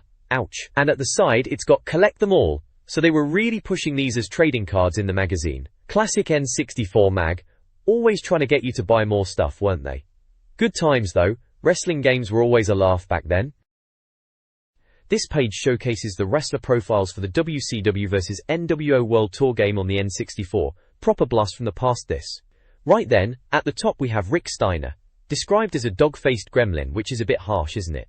Then there's Ric Flair, Nature Boy, who they say is super famous. Ultimo Dragon is next, apparently a Japanese fella who's now in America, and can wear loads of belts at once. Sounds a bit like hard work if you ask me. And finally, Dean Malenko, coming from a wrestling family. Each of them has a Gura factor, rating out of 10, and some favorites which are their special moves you can do in the game. Moving down we've got Eddie Guerrero, they call him Eddie or Eds, and reckon he thinks he's hotter than a rattlesnake. Bit of a character then. Rey Mysterio Jr. is next, the most acrobatic of the WCW wrestlers, which is probably true, always doing those crazy flips. Chris Benoit is there, nicknamed the Crippler apparently, and Steven Regal, who they say was told he stank of poo and wee by a fan charming. Again, each with their ratings and favourite moves. At the bottom, under NWO New World Order, we've got Hollywood Hulk Hogan. Probably the most famous wrestler in the world at the time, they reckon, can't argue with that. Then Sting, but not the singer, they're quick to point out, a wrestler who used to be Cobra. Bit of a name change that. Buff Bagwell is next, Bagsy, apparently the golden boy of WCW, and finally Eric Bischoff, who they say used to be a vice president for WCW and wears jeans and a t-shirt to every bout, which is a bit casual for wrestling, isn't it? They even mention he has 2 wooden legs, bit of a strange rumour. All these wrestlers have their Gura factors and favourite moves listed, like powerbomb, tiger suplex, choke hold, all the classics. It's a decent lineup, brings back memories of button bashing on the N64 with your mates, good times. This page showcases the game Dead or Alive for the N64, and it's all about the roster of fighters you could choose from. It's laid out a bit like collectible cards. Each wrestler has their mugshot and a little profile underneath. You've got some names that might ring a bell if you were watching wrestling back then, like Scott Norton, Kevin Nash, Scott Hall, and SYXX, some of the NWO crew as I recall. Then there's a bunch of other characters with names like Sumo Joe Kim Chi, Blackheart, Pooch Tekka, Hannibal, Powder Keg, Dim Sum, and Saladin. Quite a colourful bunch. Each profile gives you a bit of flavour text, like Scott Norton apparently being mistaken for a beached whale, right enough. They also list their favourites, which are special moves and button combos, and then there's a Gura factor rating out of 10 for each of them. Gura factor? Not sure what they were on about there. Looking at the moves, some of them sound a bit daft, like the Moonshine Suplex for Powder Keg. This was around the time when 3D fighting games were really taking off, and Dead or Alive was trying to get in on the action on the N64. The graphics are what they are for the time, a bit blocky now, but back then polygons were still quite the thing. It was probably alright for a button basher with your mates, another one to rent on a weekend. The Gura factor for most of them is pretty high, seems like they were trying to make them all sound like top lads in the ring. This page from an old N64 mag, probably from around February '98 judging by the look of it, has a feature on WCW vs NWO World Tour. It's talking about all the wrestling shenanigans you could get up to in the game. There's a bit about using weapons outside the ring, like Sting with his baseball bat and Hulk Hogan with a chair. Standard wrestling fare really. Always good for a laugh seeing those wrestlers clobber each other with random objects. Apparently you only had 20 seconds outside the ring though, so no hanging about. They also mention the League Challenge, saying if you get to the final you'll be facing off against the likes of Macho Man Randy Savage and Diamond Dallas Page, which were pretty big names back then. And if you beat all 4 bosses, there's even another mode called World Wrestling, where you could play as Boxer Joe Bruiser, or Spider-Woman Black Widow, which sounds a bit bonkers. Typical late 90s gaming really, chuck everything at it. Then there's a section about picking your wrestler, saying everyone has their own moves and you can customize them and all that, so you can really get into the nitty-gritty of wrestling. They've got profiles for some of the wrestlers in the Independent Union bit, like Ali Baba, who apparently learned to fight in death matches in a secret island penal colony. A bit far-fetched, isn't it? Then there's Black Ninja, who is apparently an expert at making farting noises with his armpits. Charming. Shaolin, who's a monk and has kittens. The Unknown. And the Claw, who's ancient and believes his house is part of his retirement complex. Each wrestler has a Gura factor rating out of 10, and some favourite moves listed. All in all, it's a decent little preview of the game, highlighting some of the sillier, more over-the-top aspects that wrestling games of that era were known for. This page from an old N64 mag, must be back from '98 going by the looks of it, is all about wrestling games, specifically WCW vs NWO World Tour on the N64. At the top there are these character profile cards, you know, like they used to do in mags back then. There's Black Belt, who sounds a bit dodgy, a former Green Beret turned swamp dweller. Charming. Then Paco Loco, the quick and agile one, bit of a Street Fighter type. Shaman, the mystical one, apparently owns a ranch and talks to animals. And Master Fuji, the thinking man's wrestler, bit of a chemical spill background, bit weird. Each of them has a Gura factor rating out of 10, a bit of nonsense really, but kids probably lapped it up. Below that there's a beef combo guide, showing you how to do some fancy move in a wrestling game, step by step. Looks like it's about decking your opponent near the ropes and then pulling them back in for a submission. Standard wrestling game fare, really. Probably thought it was proper tactical genius back then. Standard rest of the page is a review of WCW vs NWO World Tour. It mentions how if you were into WCW World on the PlayStation you'd feel at home with this. They're calling it a 32-bit incarnation. Bit of marketing speak that. Says it's got 4-player tag and battle royale, which was always a laugh with mates back then. They reckon the animation is good, and the wrestlers move well. The reviewer, some bloke called ZY, mentioned single matches can drag on for up to 20 minutes, blimey. That's a bit much for a button basher. He says it can feel a bit repetitive, just tapping buttons and hoping for the best. Talks about how button pushing can feel a bit random at times, sound familiar to anyone who played these games. He then compares it to beat-em-ups like Tekken, Street Fighter and Mace, saying it's not quite in the same league for depth. But overall, seems like he's saying if you're a wrestling fan and don't expect too much depth, it's alright, especially for multiplayer fun. They even mention you can win by just mashing buttons. Probably true for most of us back in the day. There are some screenshots dotted around showing wrestlers in the ring looking a bit blocky, but you know, it was the N64, that's how they rolled. All in all, a typical 90s wrestling game review. Bit enthusiastic, but trying to be honest about its flaws. Takes you back, eh? This page showcases a feature on WCW vs NWO World Tour, presented by Hollywood Hulk Hogan himself. It's teaching us 5 wrestling moves for the game, like the elbow drop, the stomp, bit nasty, that one aimed at the face, isn't it? The clothesline, shoulder breaker, and finally, the choke hold. Each move has a little screenshot showing it in action, and simple instructions on how to pull it off using the N64 controller. Tap A, tap B, you know the drill. Hogan's intro is a bit of alright bravado, telling us not to smash up the furniture trying these moves at home, and definitely no drugs, right lads? Typical Hogan, always hamming it up. Brilliant. There's a review section down the side, giving the game a 70% overall. They reckon the visuals are a bit disappointing for collision detection, but otherwise polygonally sound, whatever that means. Sounds are alright with good crowd noise but terrible music that plays all the time. Mastery is apparently not too challenging, and lifespan is decent for initial play but not enough to keep you coming back for ages. Verdict is they think it's the definitive wrestling game on console, for the wrestling fans at least, but for everyone else it's just a diverting game. Technically well done but lacking in excitement. Sounds about right for wrestling games back then, fun for a bit with mates, but maybe not a classic for the ages. Tim Weaver wrote the review. Seems fairly balanced in his opinion, not raving about it but not completely slating it either.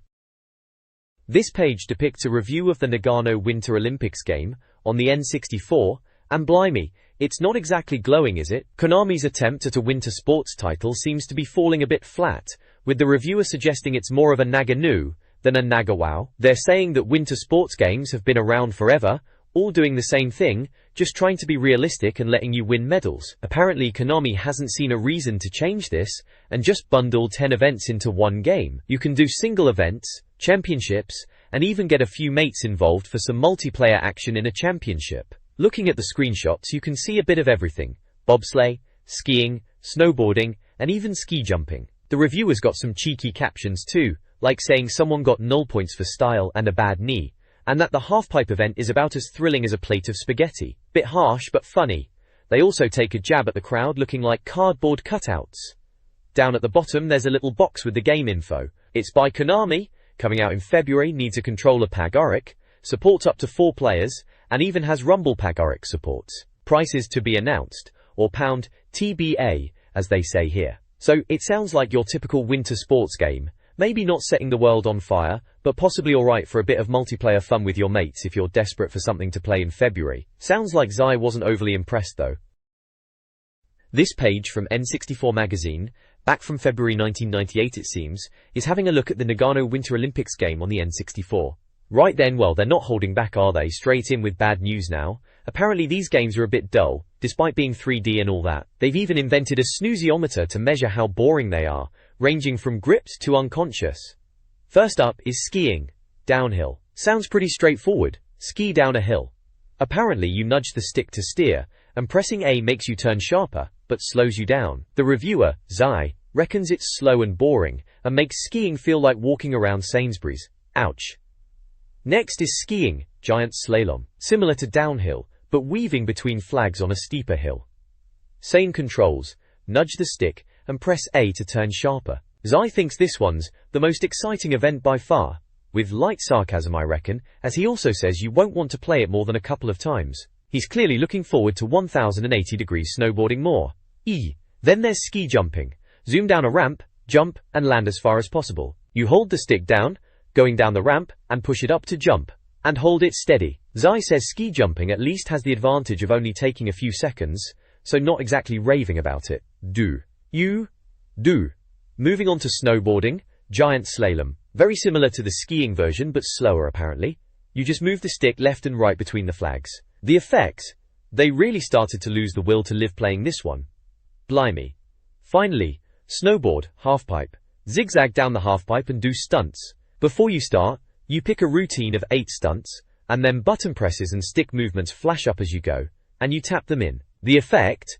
Zai says it's like entering a cheat for infinite lives, except it's meant to be the actual game, and calls it extraordinary. So maybe he liked that one a bit more then? There's also a bit in the corner called OPS. Apparently, after a few minutes of playing you get bored, and they suggest injuring your bloke as much as possible, but even then you can't really snap anything, even going full tilt into a wall. Cheerful stuff. And there's a bit about a snowboarder on the page where they're wondering if he should be wearing a woolen hat. All in all, Doesn't sound like they were blown away by Nagano Winter Olympics then, bit of a snooze fest according to them. This page from N64 Magazine, issue 12, from back in '98 it seems, kicks off with a Who section featuring Eddie the Eagle Edwards. Blimey, Eddie the Eagle, wasn't he supposed to be a bit rubbish at skiing? Apparently Konami got him in to promote this review cart, showing him looking a bit bemused in front of a telly. Then it dives into a section called Winter Olympics, and it's all about the Nagano Winter Olympics '98 game, naturally. First up is speed skating. They say it's a duel against a computer skater, and you have to tap L and R like mad to move your skater's legs. Too fast, you run out of puff, too slow, and you lose. The reviewer, probably ZY, reckons the effect is so boring, you might as well bring a book to read while you're playing. One of the screenshots has a little speech bubble saying, "Go!" Or, more specifically, press L and R several times. Ho-hum. Another one has, "Oh dear." He doesn't look pleased with that performance. Yet again. Doesn't sound too thrilling, does it? Next is freestyle skiing, aerials. Here you ski up a ramp, and do somersaults and twists. Apparently you choose a routine, bash A as fast as you can to get up the ramp, and then B before landing. The effect of playing this? Well, Tim and Andrea apparently fell asleep. James started picking at his seat cushion, and Jonathan even snapped a pencil out of sheer boredom. Another ZZ section here. Seems to be a recurring theme. A screenshot comment says, "This may look impressive, but it's about as much fun to do as the drying up." Charming. Then it's luge. Arse meets ice, sorry, they write, which is a bit cheeky. You zoom feet first down a frozen chute. To play, you press L and R to get up speed, and then nudge left and right to steer. The effect, according to them, is that they thought the N64's fuzz was making a comeback, until they realized their eyes had glazed over. Screenshot says, "Never has traveling so fast been so boring." Right then. Another bit of advice says, "Polish the bottom of your tea tray with wax for best results." Bit random. Bobsleigh is next. Blokes in a sledge zoom down the same chute apparently.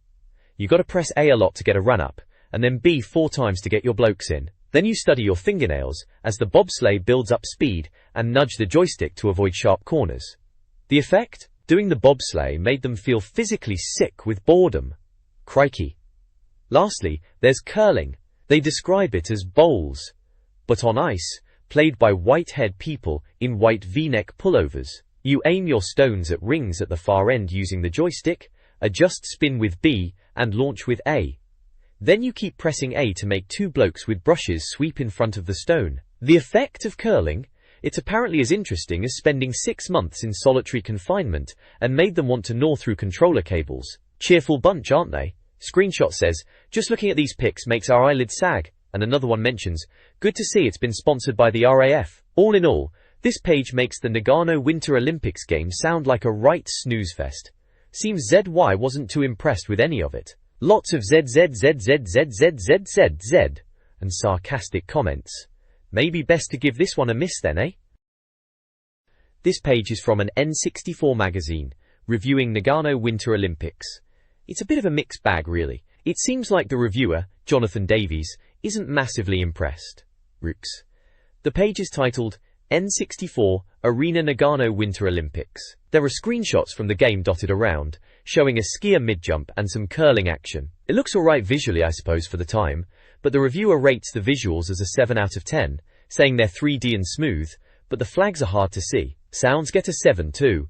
All the sound effects and music you'd hope for. Yep, mastery is only a 5, saying any console could do this, and it looks shallow next to top N64 games. And lifespan gets a dismal 1 out of 10, with the comment, "Becomes completely tedious the moment you press start." Ouch, masteries! Jonathan Davies reckons Nagano looks good, as you'd expect from Konami, and says it almost feels like you're in Nagano itself. He mentions the crowds and ski lifts in the background, which were quite impressive for the time on a console. He even comments on the character's anatomically correct look, apart from bosoms on his back oddly, which is a bit of a strange observation. He does concede the animation is good and smooth, but then gets into the areas of concern. Basically he finds it all a bit dull, unless you are actually doing the real thing like real winter sports. He says watching a bloke do the same thing in the game is less interesting than actually doing it yourself, and the urge to hide under the bed is impossible. Bit dramatic that. He thinks winter sports are only interesting to watch when people fall over, and reckons they've slapped some high-speed 3D graphics on the N64. but it doesn't really capture the excitement. He also complains about doing the same thing again and again, and it becoming repetitive, which is fair enough in some games. Apparently they played it in single and multiplayer, and weren't having much fun. The conclusion is pretty brutal, giving it only 32% overall. The verdict section says, "Beautiful but cripplingly dull. Konami need to regain their sense of fun pronto." Harsh, but probably fair enough for a game that didn't quite hit the mark. It sounds like Konami should have been focusing on Spirit 64 or Axelay 64 inches instead, games they were known for, rather than this. Bit of a wasted opportunity by the sounds of it. And that's the February 98 issue, number 12 by the way. This page depicts the Import Arena section of N64 Magazine, and it's all about import games from Japan and the US. It's got a big feature on Yoshi's story for the N64, remember that? Back then, if you were desperate to play something before it came out here, you had to rely on imports. The magazine even says every game reviewed in this section is import only, for Japanese and US consoles, and they promise to cover UK releases in future issues. There's a big picture of Yoshi in the middle, looking very blue, and the headline for the game is simply Yoshi's, followed by a slightly cheesy intro line, "Gather round. Are you sitting comfortably? Then we'll begin." Bet dramatic for a Yoshi game, isn't it? It was probably quite exciting at the time though to read about games that we couldn't easily get our hands on yet. The days before everything was available everywhere instantly.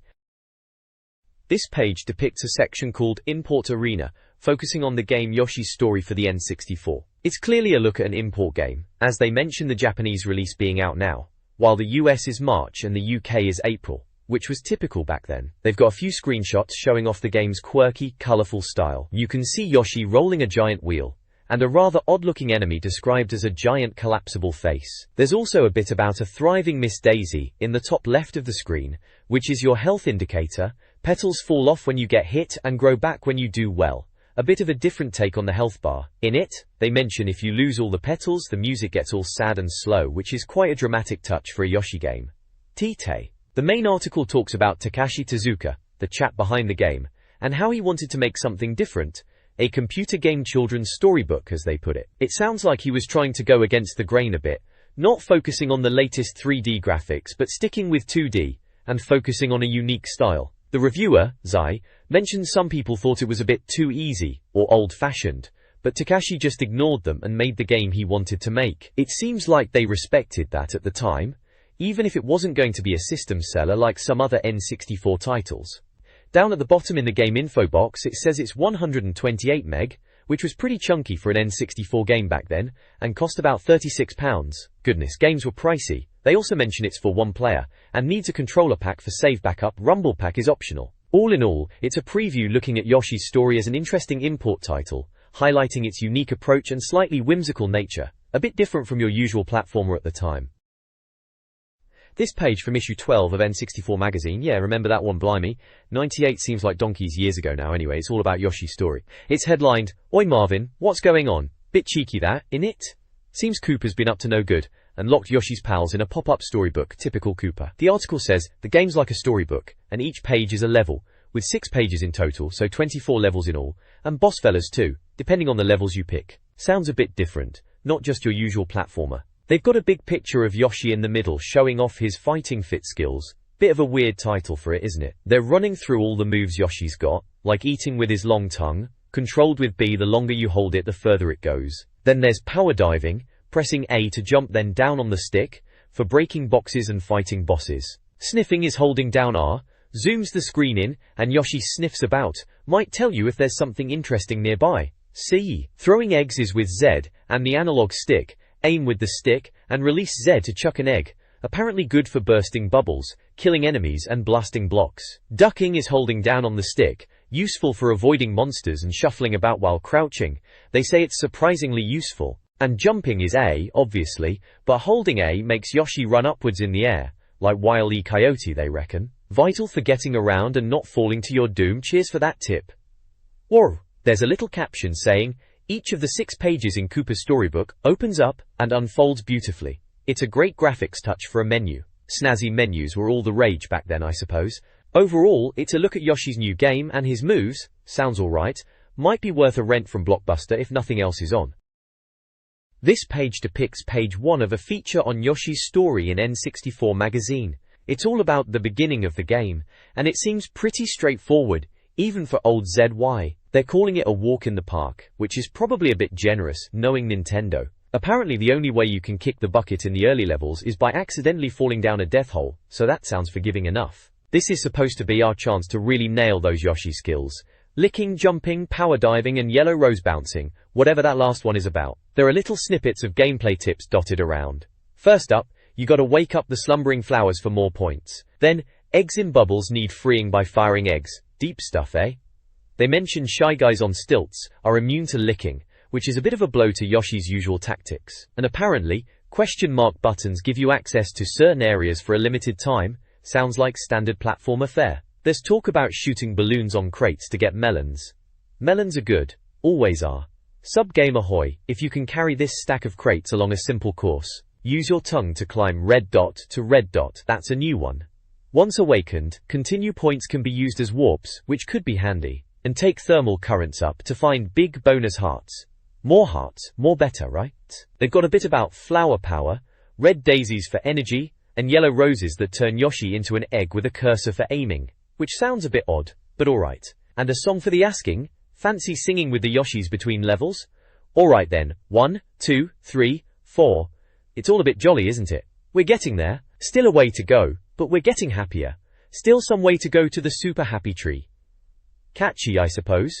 Warrington. Overall, it's your typical Nintendo fare. Bright colors, cute characters, and probably deceptively tricky gameplay lurking under the surface. February 98, so we're getting closer to spring, and Yoshi's Story looks like it could be a nice little distraction from the doom and gloom. Let's see if it lives up to the hype. This page, titled Page 2 Underground from the Import Arena section, is all about Yoshi's Story, taking a look at the second page of the game's levels, which they're calling Underground. It's got that classic N64 Magazine feel to it, you know, breaking down a level bit by bit with little pointers and screenshots. Looking at the text, it seems to be going through some of the new level mechanics and enemies you'd encounter. They mention a three-headed, fire-breathing dino skeleton, which sounds a bit imposing, doesn't it? They also talk about floating bubbles you need to shoot to reveal eggs and hatch Yoshis, which is a bit quirky. There's a crate subgame with interfering Shy Guys, those little blighters. They're highlighting the fruit collecting aspect too, saying it's all about fruit. Plump, juicy, fleshy fruit, yum. Bit over the top with the fruit talk if you ask me, but hey, it's Yoshi's Story. Apparently, filling up all the white dots around the screen with fruit is how you complete a level. And there's some chat about special cyan-colored melons being worth extra points. Always good to know these things. There's a section about a giant ball rolling through bubbling lava. Sounds a bit stressful, doesn't it? And they mention hearts appearing in hard-to-reach places, and using a prop-driven flying saucer.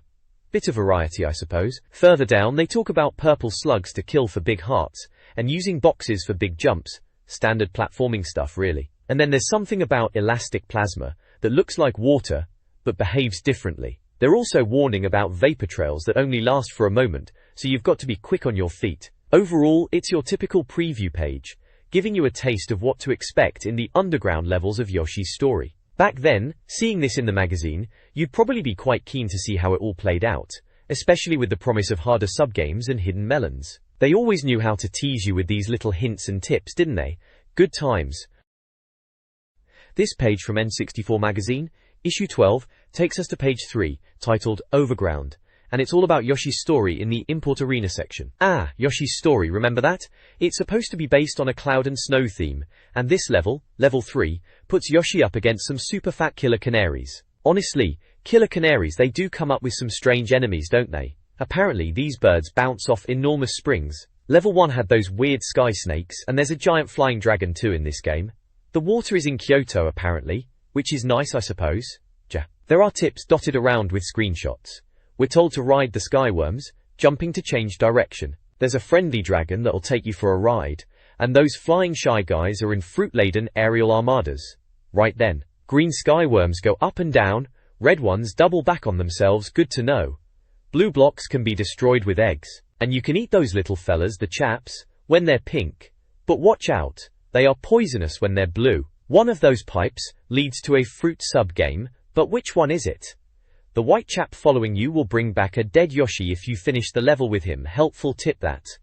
But worry, then there's balance beams, where you need to keep your balance while aiming your eggs. Instant death awaits if you fall. The Shy Guys throw petal-withering snowballs, and seagulls with bombs. Seagulls with bombs, you couldn't make it up, could you? Giant yellow caterpillars. Or centipedes, no legs apparently. Ah, the happy result of a successful subgame. Looks very festive. And watch out for an attack of the killer fat canaries. They are a pain and they just keep coming. Yellow cat apparently. There's a word-for-word section which is a translation of the story from the Japanese. Apparently, something strange happened to Yoshi's Island. It got sucked into a children's picture book and trapped in there. And someone stole the super happy tree, so now Yoshi is weak and can't do anything. Baby Koopa is the culprit it seems. But on another island, the baby Yoshis are fine, just hatched, and already having a difficult time ahead of them, typical baby Yoshi luck. So the plan is to eat lots of fruit, to make themselves happy so the world returns to normal, and then go to baby Koopa's castle to get the super happy tree back. Sounds like a plan. Right then, back to it. This page is about the jungle level, in what looks like a Yoshi game. It's page 4 of some preview or feature, and it talks about the music being the best in the game. Page 4, naturally. They reckon it's full of inflatable PVC pillows, which is a bit of a strange thing to focus on, but they suppose it's because they look nice, cheeky. There are little captions pointing out gameplay tips in the screenshots. Spiders on strings are mentioned, with erratic behavior, and plenty of melons to lob around. There's a heart to find hidden away in a pipe, which is always handy for health. You've got to knock those fellas off their stilts with eggs before jumping up. Standard platforming stuff really. They mention priority health being found in daisies, and you have to give them a good licking. Then there's a fat-lipped fish, which is instant death. Apparently it'll swallow Yoshi whole if you're unlucky. Lovely. There's talk about a ticklish box, a conundrum no less, and you need 3 melons for that one. One of those one-petal flowers is there. Best to just grab the apple and be done with it, they say. Apparently you can power dive on the heads of these little fellas to squash them, which sounds satisfying enough. And you can shoot melons with your tongue at enemies. Naturally, it's Yoshi after all. There's also a trified plant, behaving in a similar fashion to dino skeletons, whatever that means. Bit of a swizz apparently, which is a bit dramatic. The effect of being eaten is noted, with a tiny Yoshi being left, which is a bit grim in it. Plants with long tongues can shoot you from up there too, so watch out for those. Gowler. Overall, it's a jungle level for a Yoshi game. Looks pretty colourful and standard platforming fare for the time, with melons and tongues and dodgy fish. Can't say I'm blown away, but it's Yoshi, so it'll probably be alright for a bit of a laugh. This page from N64 Magazine, and it's page 5 by the looks of it, takes a dip into the underwater levels of games, but mainly focuses on Yoshi's story. Yoshi's story, remember that? It's in the import arena section, fancy that? Apparently, the reviewer, Zai, is quite taken with the relaxing currents and warm bath-like water, which is a bit much, isn't it? But fair enough, after all those levels on page 4 where you get munched by those fat-lipped fish, a bit of chill is welcome. Zai reckons trailing eggs underwater isn't a disadvantage, which is optimistic. True chilly. Level 1 of Yoshi's story is apparently easy if you want all 3 hearts. And there's a tip not to get too close to the spiny fish, naturally. Level 2 introduces oysters that release a stream of Yoshi hampering bubbles, and tentacles that sting. Zai reckons single melon munching is now a bit harder, good to know. Level 3 seems to be cloud-based, with Yoshi looking a bit puzzled. And level 4 is stressful, with a pirate ship background that fires bombs. The tip for level 4 is to keep moving, especially if you're after all the melons. Cannons, seagulls, and bubble fruits are mentioned. Sounds like classic platforming chaos. There's a take heart section, which explains about big red bonus hearts hidden in the levels. Apparently, they get harder to find as you progress, and finding them unlocks more levels to play from the storybook. And then there's a haha, I am invincible bit, which is about collecting 6 of the same fruit in a row to get a red heart. Slurping this down gives Yoshi 20 seconds of invincibility and a heavy metal tune. Rock, says Zai, getting a bit carried away there. All sounds a bit bonkers, typical N64 fare really. February 98. Feels like a lifetime ago now.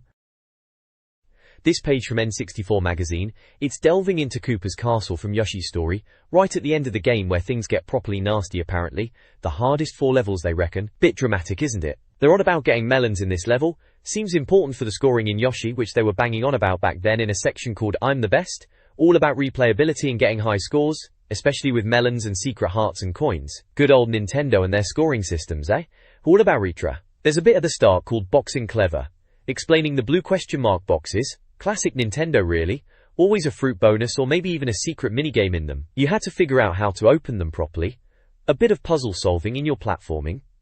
Then they've got numbered tips for different bits of the level with screenshots. Number 1 is about these cogs you have to run across, saying you've got to keep Yoshi moving. Number 2 is about buzzsaws on tracks, telling you that sticking your tongue out won't help. Charming. Number 3 is about tongue leaping to melons. Seems important for points again. Number 4 is about tumblers that you can walk on or slip off. Sounds like a bit of timing is needed there. Number 5 is about a rotating screw thing. And spiky rocks. Joy. More obstacles. Number 6 mentions a bouncy ball with teeth. Charming. A nightmare really, they say. Bit strong, isn't it? Number 7 is about eating a shy guy for an egg and then releasing a melon. Bit of puzzle solving again with the items. Number 8 is about lava spewing from pipes and dripping. Lovely. Number 9 mentions a friendly dragon to cross the lava sea. Always handy. And finally number 10, they say this section is a rare chance to catch your breath and that it's not the easiest of levels. Well, they did say it was the hardest 4 right at the start. So yeah, typical tips page from back then really. Bit of help for a tricky bit of Yoshi's story. Always good to have when you were stuck on a level, before the internet made it all too easy. This page covers Yoshi's story from N64 Magazine, issue 12. Right then, Yoshi's story, bless it. The reviewer, James Ashton, seems a bit on the fence, not overly hyped, but acknowledging its charm. He starts off a bit grumpy about cuddly games, even bringing up Diddy Kong Racing as something he'd have preferred with half-decent characters.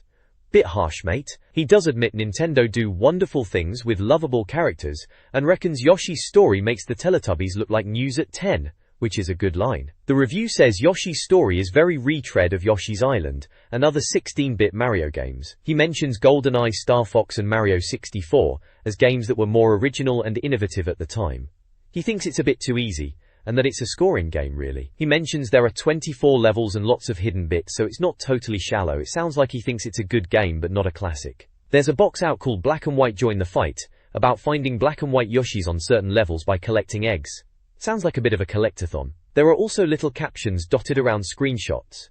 One mentions a boss called Michelin Man that takes 3 eggs to knock out. Another talks about scaling out happening in the first jungle level. Another one is about a happy blue fish and mallet pendulum and cloud around here. Bit cryptic. There are little boxes with scores too. Visuals get an 8 and it says, never has a 2D platform game looked this great. Sounds get a 9, great music and automatic remixing. There's even a Yoshi rap. Warrington 9, great. Mastery gets a 7, saying it proves the N64's capabilities in the 2D field, but lacks innovation. Lifespan gets an 8, saying you'll be playing for weeks. Accessibility is mentioned as a bit of a mystery, but fairly easily doable. The verdict at the end is 86% and it says, lots of very familiar fun, but perhaps not the all-time classic we were expecting. So yeah, a decent score then, not groundbreaking but a solid Yoshi game. Published February 1998, so just around the time when N64 was really hitting its stride, wasn't it? Good times. This page depicts a feature on Yoshi, Nintendo's dinosaur character, or Lizard King as they're calling him bit much in it. It's a look at his video game career, starting right back with Super Mario World on the SNES. Remember that, when Yoshi first popped out of those question mark blocks and you could ride him around, eating Goombas and whatnot? Good times. Then it mentions he was in Super Mario Kart, which was a given really, everyone was in that. Apparently this article thinks Yoshi's Safari, you know that one with the Super Scope, was a bit rubbish. Can't really argue with that, mind you. Yoshi's Cookie gets a quick mention, being described as just okay, which sums that up nicely. They also have a little moan about those edutainment Mario games, Mario's Time Machine and Mario is Missing, calling them geography learning adventures with a bit of a yawn. Harsh, but fair enough, they weren't exactly classics, were they? And right at the end it mentions Yoshi even turned up briefly in Zelda, Link's Awakening on the Game Boy. There are screenshots dotted about of Super Mario World, Super Mario Kart and even Yoshi's Safari, bless it. So yeah, a bit of a trip down memory lane for Yoshi this is. This page is all about dinosaurs in video games, like a little retrospective on the pixelated and polygon reptiles that have graced our consoles over the years. It's headlined, with brains the size of hen's eggs, which is a bit cheeky, innit? Focusing on Yoshi, naturally, as he's the top dino in the gaming world. First up is Dinosaurs on the SNES from '92. Apparently it was a bit of a stinker, a dinosploitation game they call it. The reviewer, Zai, even quotes someone called Toby Rex, saying they knew it was rubbish but needed the money. Sounds about right for some of those early 90s titles, eh? Then there's Primal Rage, from '95, also on the SNES. This one was all about shock and gore, dinosaurs fighting each other. Apparently, it wasn't exactly factually accurate, but who cared back then? It was dinosaurs beating the stuffing out of each other. Shame the sequel got canned. Maybe it was for the best though. Next, Jurassic Park on the SNES from '94. Spielberg's name attached, naturally. They say it was supposed to establish dinosaurs in the public's hearts, but the dinosaurs were just trained actors, according to someone called Pterodactyl. Apparently all they did was roar and eat screaming people, so not much story there. Fair enough. Moving on to the N64 era, there's Turok, Dinosaur Hunter from '97. They call this the all-time nadir for dino games. Ouch!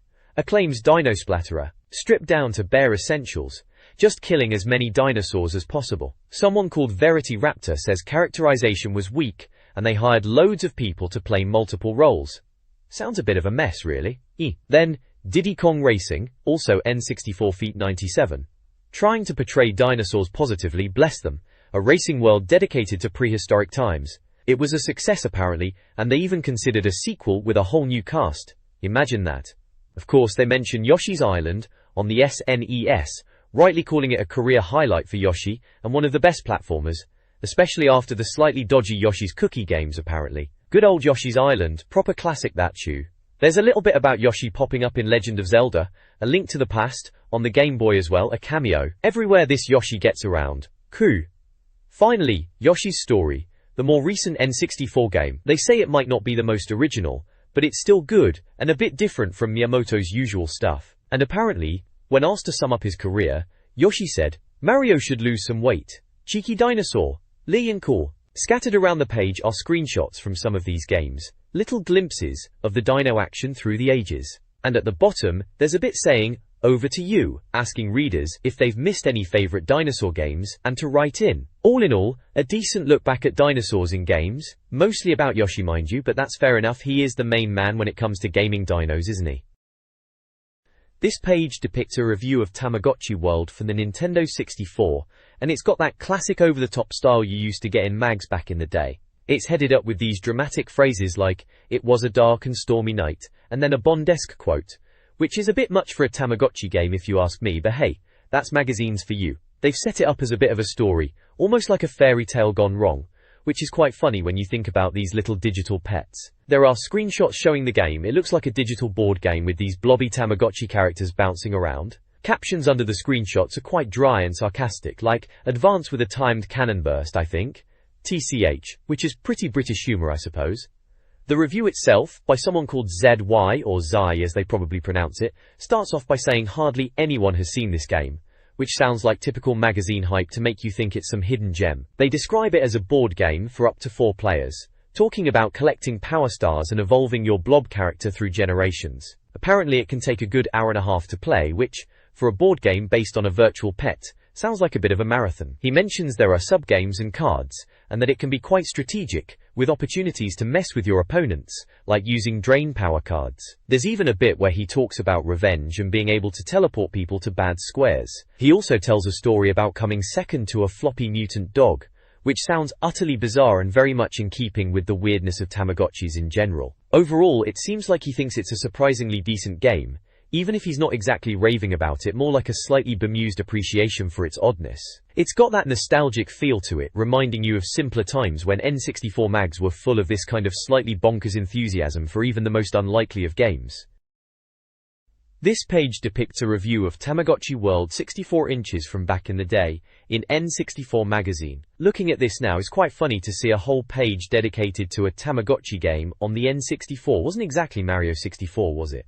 They're calling it a board game, which is probably about right. It seems like it's got a few mini-games in it. I can see screenshots showing some kind of maze race, a drill game, and one with playing cards or slots. They mention random blob bonding and genuine sub-game types. Sounds a bit made up to be honest, but that's magazines for you. The reviewer, Jonathan Nash, seems to think it's alright, gives it a 79%. He's saying it's a flavorful and rewarding party board game with Tamagotchis. Bit strong maybe? Flavorful? For Tamagotchis? He does say it might be a bit overlong but still classily enjoyable. And he notes that the blobs live on at the end. Deep stuff. They've got these little numbered sections, like accessibility, saying it's easy to understand, visuals, saying it's colorful, sounds, apparently it's got squeaky voices and a pop song, Sounds about right for the time. Mastery is apparently just a bit better than the SNES could manage, not exactly setting the world on fire then. And lifespan, they say, is occasional, but with legs. Not sure what that even means. Maybe you'd play it a few times with mates and then forget about it. Gus, there's a bit called subtextual meaningfulness, where they're being all philosophical about Tamagotchis and if it's social imprinting or something. Bit heavy for a game about virtual pets, innit? Overall, they seem to think it's a decent party game if you were really into Tamagotchis, I suppose. Probably better off playing Mario Party though, if you ask me, but hey, each to their own. This page is a review of a game called Dual Heroes for the N64, and blimey, it doesn't sound like they're too impressed, does it? It's under a big headline, Dual Heroes, then Dual? Or in fact, just plain dull. Cool. Bit harsh, but there you go. The review is broken down into sections, with little numbers like it's a checklist or something. Accessibility, visuals, sounds, mastery and lifespan all get a little icon and a brief comment. Under visuals, they reckon the graphics are rubbish, no shape or form could be called good, ouch. Sounds, gets a dig for cute music in a beat-em-up. Sounds sarcastic, doesn't it? Mastery suggests it's easy to pick up, but not that great if it were on a 32-bit console, which is a bit of an insult for the N64. Lifespan, they reckon you won't want to play it for long anyway. Then there's a verdict box at the bottom with a big 28% score. Says it's maybe not as bad as Clay Fighter. Now that is a low bar if you remember Clay Fighter. They reckon Hudson Soft, who made it, have let everyone down after all the hype. Pray it never makes it out over here, they even say. Blimey, brutal. There are screenshots of the game dotted around, showing these polygonal characters fighting. One caption mentions, spindly robot thing, left eyes up spindly robot thing, right? Doesn't sound like they're loving the character design. Another one questions if a bit of blurry text is a 2 or an S, and says S would be more honest. Another caption asks, why is there a passport photo of Jeffrey from Virtua Fighter in the top right-hand corner?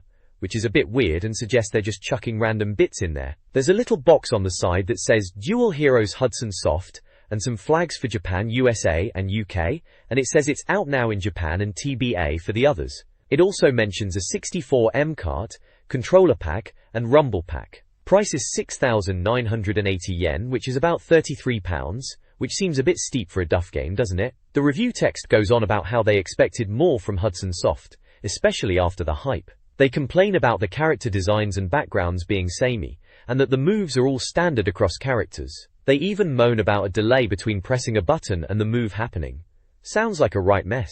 They do mention one unique feature, the virtual player mode, where you fight a random character, which sounds a bit like a last-ditch attempt to make it interesting. The reviewer, Dean Mortlock, ends by saying if you want to beat 'em up, you'd be better off with Art of Fighting Twin for your kicks.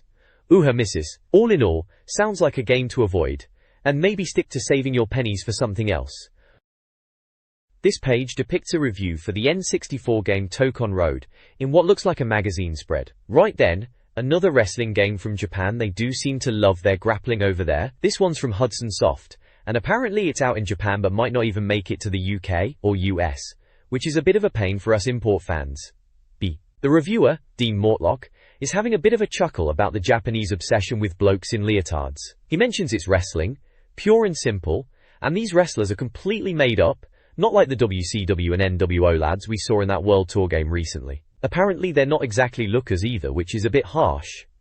Warrington Singh, gameplay-wise, sounds like you can have up to 4 players, which is always good for a laugh with your mates. They've got on-screen button prompts to help you pull off moves, which is handy.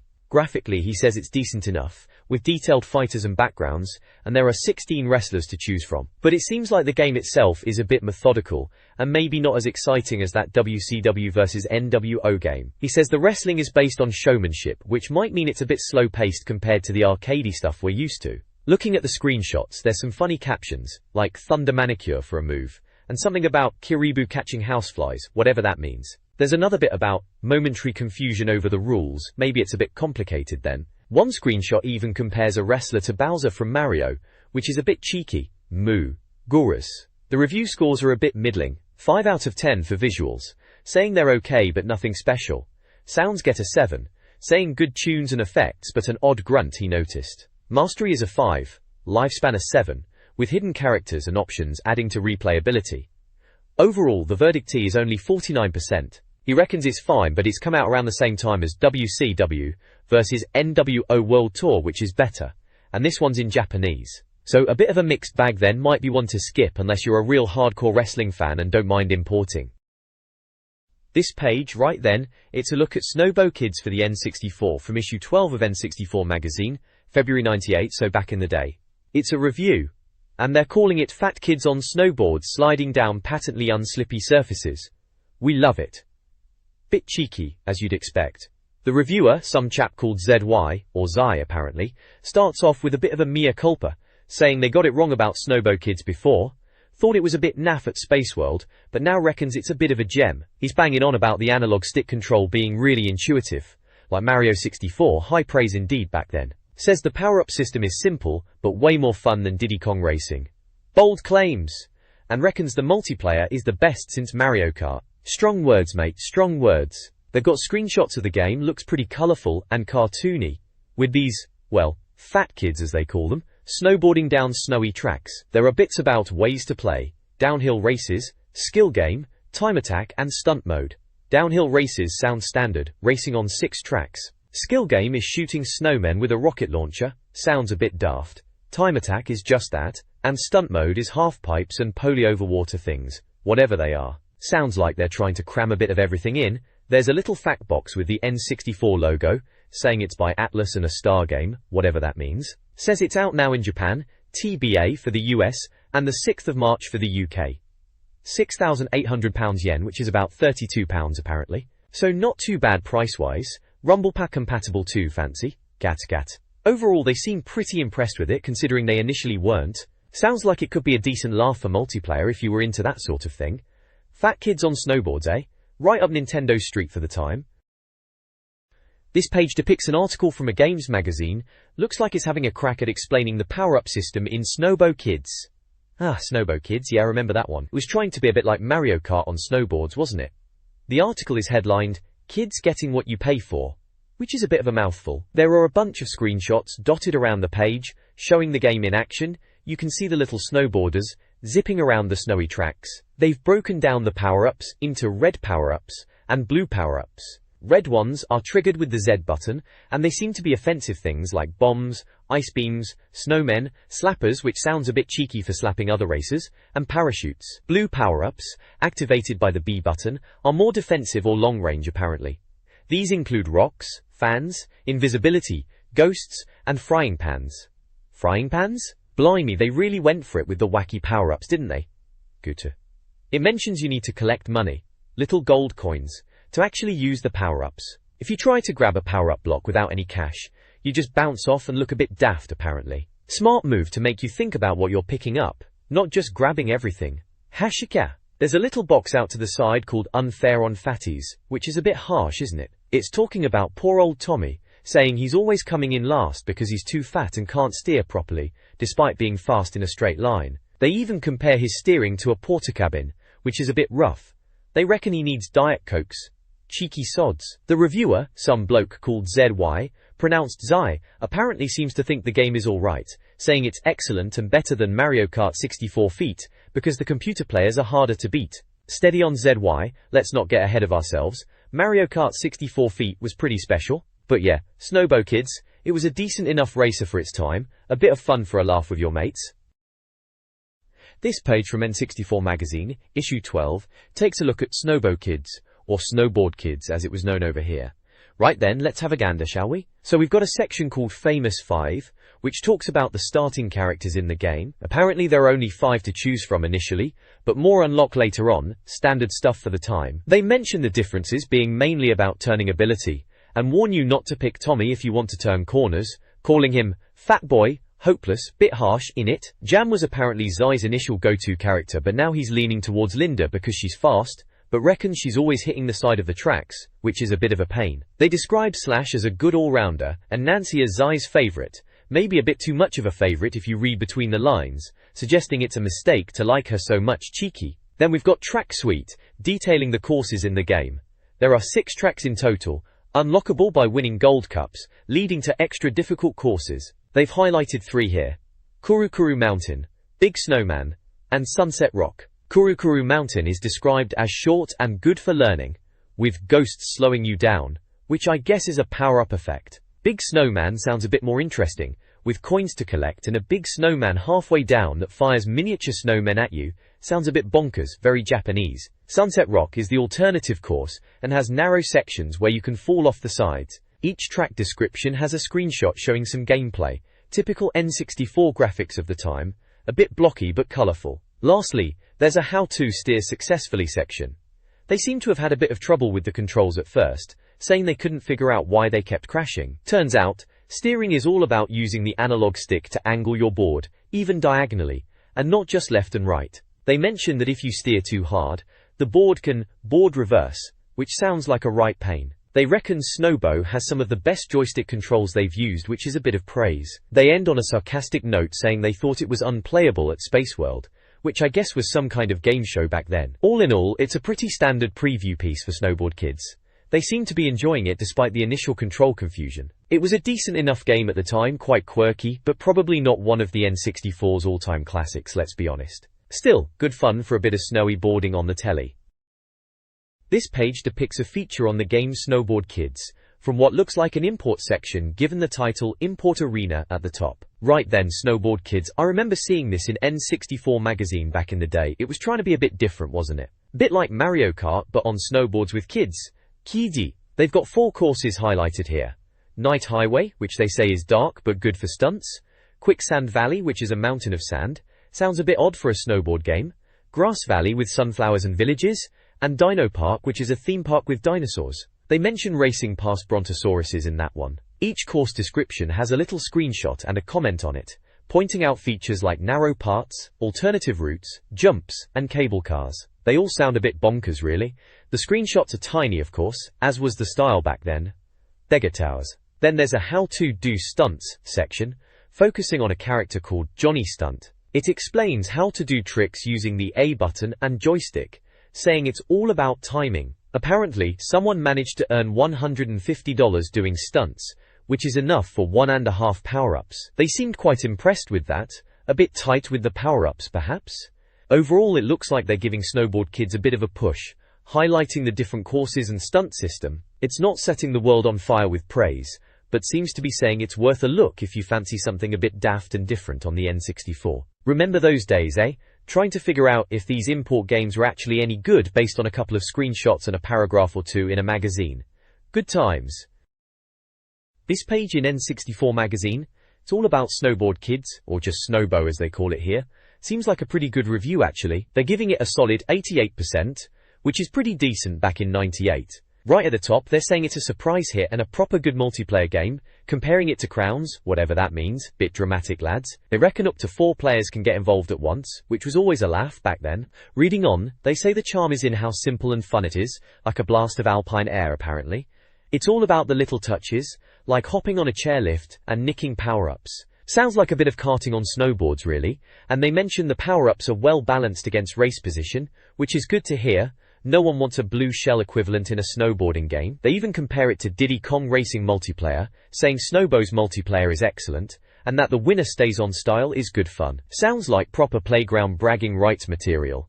Graphics-wise, they admit it's a bit basic, a bit naive they say, but they also say it's got its own charm. They mention some dodgy backdrops and pop-up, but overall it's alright, especially considering the speed of the game. Functional but lacking the final spit and polish of Nintendo is a good way of putting it, sums up a lot of these slightly less polished games we played at the time. Sound is apparently good, great Japanese synth rock music. You only realize how good when you turn the volume down apparently, bit of an odd compliment but I get what they mean. Good tunes can make or break a game. Oichesa. Mastery is a 9 out of 10, which is high praise, saying it's graphically off the pace but with noble gaming attributes of Nintendo's finest. So basically saying gameplay trumps looks, which is fair enough. Lifespan is an 8, they say the one-player mode is tricky, and the multiplayer adds loads of replayability, especially with 2, 3 or 4 players. Jarring. Down at the bottom under verdict, they're calling it the biggest surprise so far, and apologizing to Snowbo for the mix-up. Seems like they really liked it. They do mention some other games for comparison. They say it's better than Mario Kart 64 in some ways, but not in the same league overall, and better than Diddy Kong Racing in multiplayer. They put it above Extreme G, and just below Wave Race, which is setting the bar pretty high. They're worried about the PAL conversion too, always was a concern back then, getting games running properly over here. Looking at the screenshots, you can see the simple graphics they're talking about, but it does look fun, and they've got little captions on some of them, like stunts earn you between 100 and 150 G, and down towards the hexagonal big wheel. One even says, "Ah, incoming. The giant snowman fires off its children." Sounds properly bonkers, in a good way. Yeah, overall, sounds like Snowbow Kids was a bit of a hidden gem. Maybe not the prettiest game, but definitely good fun, especially with mates round. Might have to try and dig this one out again for a laugh. This page from N64 Magazine, blimey, February 98, eh? It's all about Robotron 64, that mental twin-stick shooter. Remember the original Robotron? Madness that was. And this N64 version, well, it looks like they've gone a bit 3D on it. There are screenshots showing these blocky little fellas running around a grid. Looks a bit chaotic, like you're just trying to survive wave after wave of enemies. They're calling it iFilm Madness, which is probably right. The reviewer, this Jonathan Nash chap, seems a bit conflicted. He's saying there are problems with the camera, just the one view apparently, which he thinks is a bit rubbish, but then he admits he got to level 106 on his first go. Showing off a bit there, eh? He reckons the original Robotron was fantastic, and this is a sort of sequel, but he mentions Total Carnage and Smash TV and Blaster 2, all those mental, over-the-top shooters, saying this Robotron 64 is in that vein. He goes on about the monsters and levels getting harder, which is no surprise, is it? Says it gets implosively intense, bit dramatic, but I suppose these games do get a bit frantic. He mentions a cheat code for level 106, called Accessibility Gag. Bit of a weird joke that. Visually, he says it's clear and does the job. Sounds are noisy but strangely unexciting. Bit harsh maybe. Mastery is good apparently, no slowdown, and lifespan gets an 8, so it's got some legs. No. The verdict overall is 75%. It's good. It's extremely good. But it could, I feel, have been so much better. Typical reviewer, eh? Always wants more. Still, 75% isn't bad. Might be worth a look if you like that sort of button-bashing, score-chasing madness. Seems like they're saying if you preferred Smash TV 64 you might be a bit disappointed, but for Robotron fans it's probably a decent update. February 98? Yeah, remember those days. This page depicts an import review section in an N64 magazine, doesn't it? Looks like they're banging on about some game called Art of Fighting Twin. Bit of a mouthful, innit? They've slapped a big headline on it and some blurry screenshots, classic magazine style. The reviewer, ZY, seems to think it's alright, mentions it being a beat-em-up, and reckons the graphics are the best they've seen on the N64 for that genre. High praise indeed. They're showing off a few action shots, you know, fellas kicking each other in the face, that kind of thing. There's one bit where they say about a back-breaking move being a winner. Sounds painful. They've got a little info box for Art of Fighting Twin, saying it's by Culture Brain, out now in Japan, coming in April to the US, and TBA for us Brits, typical. Needs 64 megs of memory, and supports 1 or 2 players. Cartridge backup, rumble pack, the usual bits and bobs. Costs about 7,000 yen, which they reckon is around 33 quid. Not cheap back then, eh? Down below they've got a section called Extra Read all about it. Talks about a tournament mode, which was becoming a standard thing in these beat-em-ups.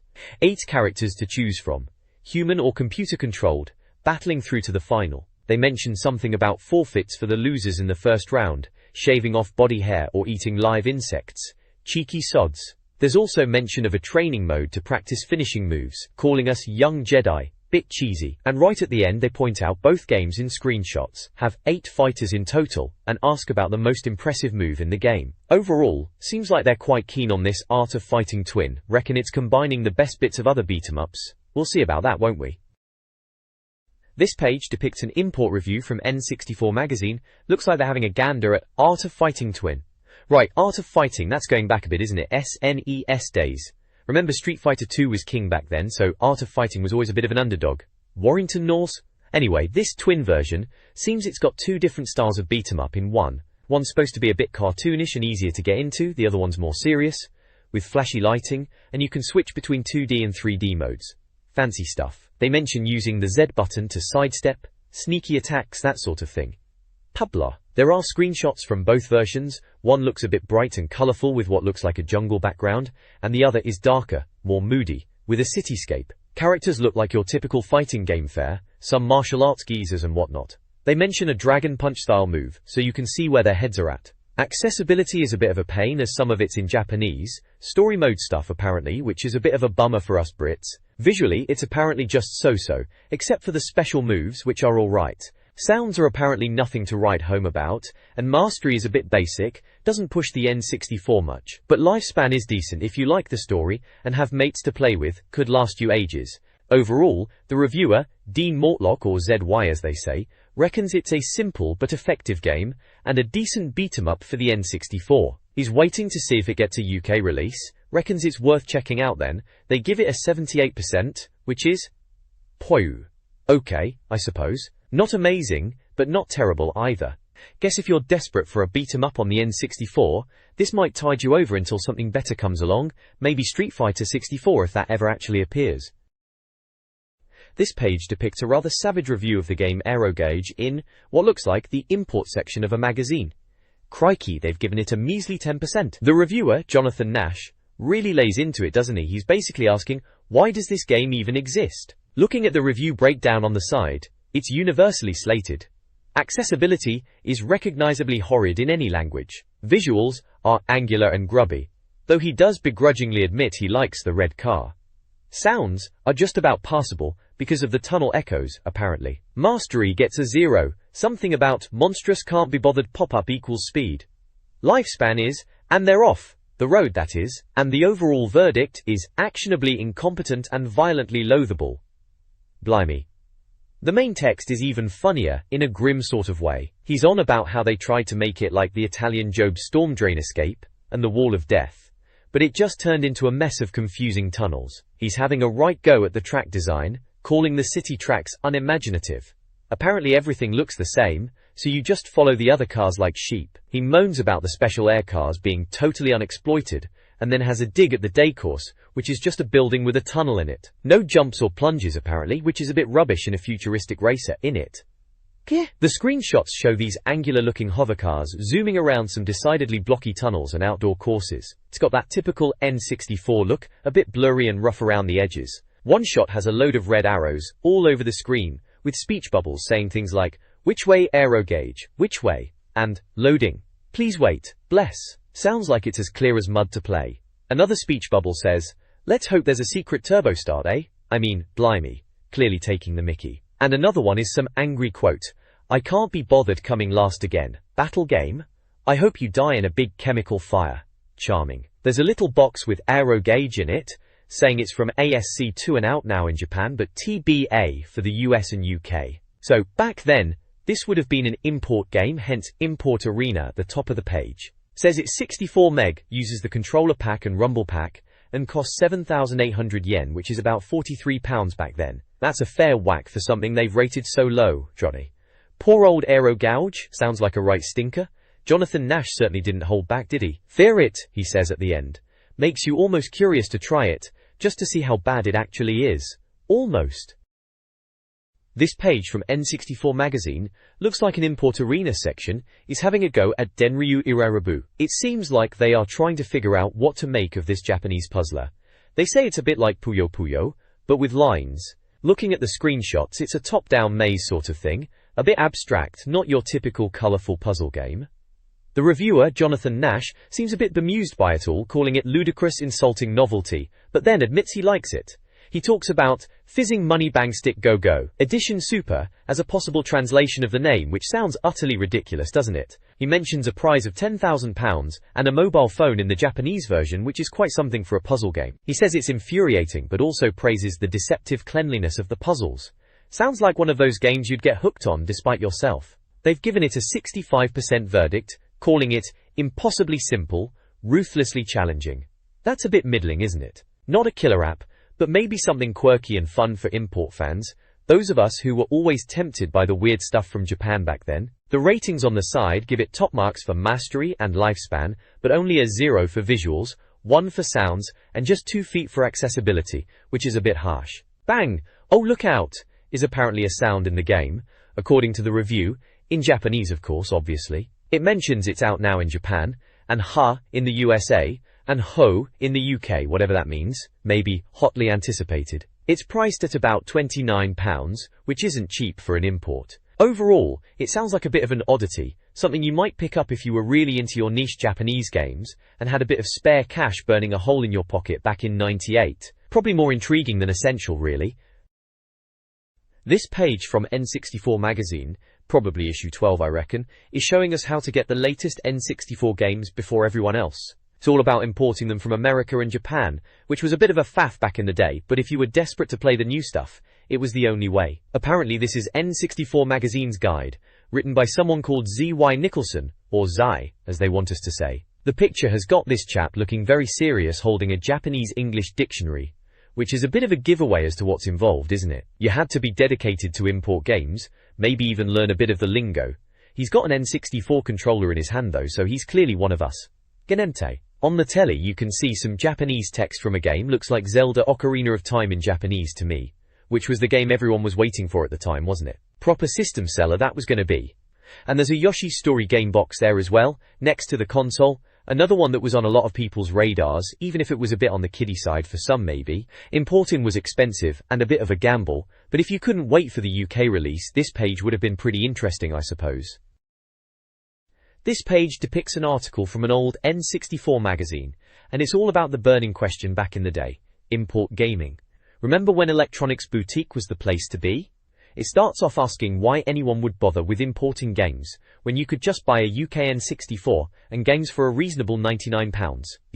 It goes on about the perceived downsides of UK games, like running slower and having those black borders, all thanks to our lovely 50Hz PAL standard versus the 60Hz NTSC from Japan and the US. But they concede that clever developers like Rare and Konami did a decent job optimizing games for PAL, so it wasn't always a massive issue. The main advantage of importing, as the article points out, was getting your hands on games way before the UK release. It was all about bragging rights, wasn't it? They've even got a list of games showing just how long we had to wait, like Super Mario 64, Mario Kart 64, ISS 64, Blast Corps, Lilac Wars, GoldenEye, and Diddy Kong Racing. All came out ages earlier in Japan or the US. GoldenEye, in August 97 in Japan/US, and November in the UK, blimey, feels like a lifetime back then. Visually, we've got screenshots from Yoshi's Story and Puyo Puyo Sun 64. They point out how jam-packed the Japanese Yoshi box is compared to our floppy manuals. And there are box shots of Mario Kart 64, Star Wars, Shadows of the Empire, and Pilotwings 64 scattered around.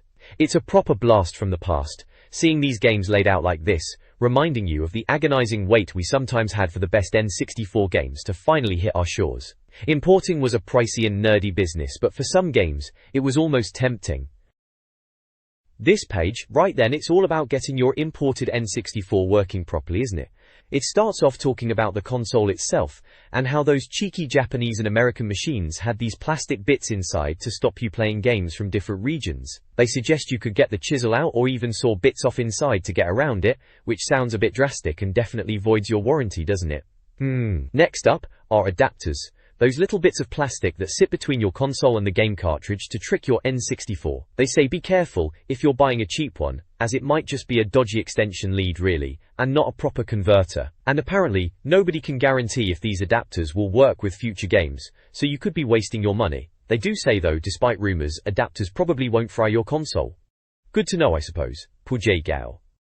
Then it goes into PAL and NTSC, proper Teletech stuff. Basically, Japan and the US used NTSC, which was 525 lines, and good old Blighty used PAL with 625 lines, meaning a better picture, at least in theory. But because all the cool games came from the US and Japan, our PAL tellies ended up stretching the picture or having black borders. Still, we put up with it, didn't we? For power, if you've got an import, you'll need a step-down transformer, because their voltage is different. Tandy, remember them? Apparently they sold transformers for about 30 quid back then. Just watch out for the dodgy 2-pin plugs and the humming noise at night. Apparently it's the transformer watching you. Liquor. Bit creepy if you ask me. Liquor. Moving on to the big screen. They reckon for the best picture from your import you needed a fancy multi-standard telly with SCART and SVideo. They mention Sony and Toshiba TVs being good for this. SVideo, they say, is better than SCART. Cleaner picture, but perhaps a bit washed out. Sounds a bit fussy to me, to be honest. SCART was usually good enough. Controllers are universally compatible, which is good news, so you can use your UK pads on a Japanese console, or vice versa. Apparently Japanese pads have shorter cables, which might mean the kids sit too close to the telly. Tut tut. You could get extender cables from Fire International if you had that problem. Warrington Knowles. Warrington Knowles. Warrington Knowles. Warrington Knowles. Warrington Knowles. Warrington Knolls, Warrington Knolls, Warrington Knoll, Warrington Knolls, Warrington Knolls, Warrington Knolls and Knolls. They say getting the right leads for an NTSC console and telly can be a pain, and you could end up with a great picture or a terrible one. The best advice is to buy the leads at the same time you get your console and ask the shop about compatibility. SVideo is mentioned as the best picture, with those DIN plugs and phono inputs, though some Toshiba tellies started using SCART for SVideo too. Then there's the standard AV cable, with the red, white and yellow plugs. Yellow is composite video, apparently good for computer monitors, and it can even be fudged through a SCART socket with a special connector, though it won't be proper SCART quality. The picture alongside shows a telly screen with Mario 64 on it. Still looked pretty good even with all these video-led shenanigans. This page right then, it's from the mag entitled Tales of the CRT. It's all about import games on the N64 and picture quality. They're comparing the UK versions to the Japanese and US ones, saying the imports look much better, proper full screen and all that. Warranty. First up is Wave Race 64. They reckon the Japanese version is already a bit better, with a cleaner border and faster gameplay. Then they slag off the UK version, calling it a lazy conversion with horrendous borders, and saying the ocean looks like golden syrup. Bit harsh, but we did notice those borders back then, didn't we? Next is Mario 64. They're saying the Japanese version is still the best looking even compared to the UK one, which is called an interesting pastel interpretation. Bit snobby, innit? It's still Mario 64, looked alright to me back then on any telly. Blastcore is in there. They say the US version is full screen and full speed, calling it a superb explodathan from Rare. Then they talk about the UK Blastcore, saying it's also full screen and full speed. And maybe Rare could teach Nintendo a thing or two about conversions. Cheeky! Star Fox, or Lilac Wars as they call it here in the UK, is mentioned too. They're surprised the Japanese Star Fox conversion was so good given how much is going on screen. Then they're looking at the UK Lilac Wars, and basically saying Nintendo UK has finally got their act together and learnt from Rare, and the UK version is decent this time. There's really very little excuse for poor conversions after all then, eh?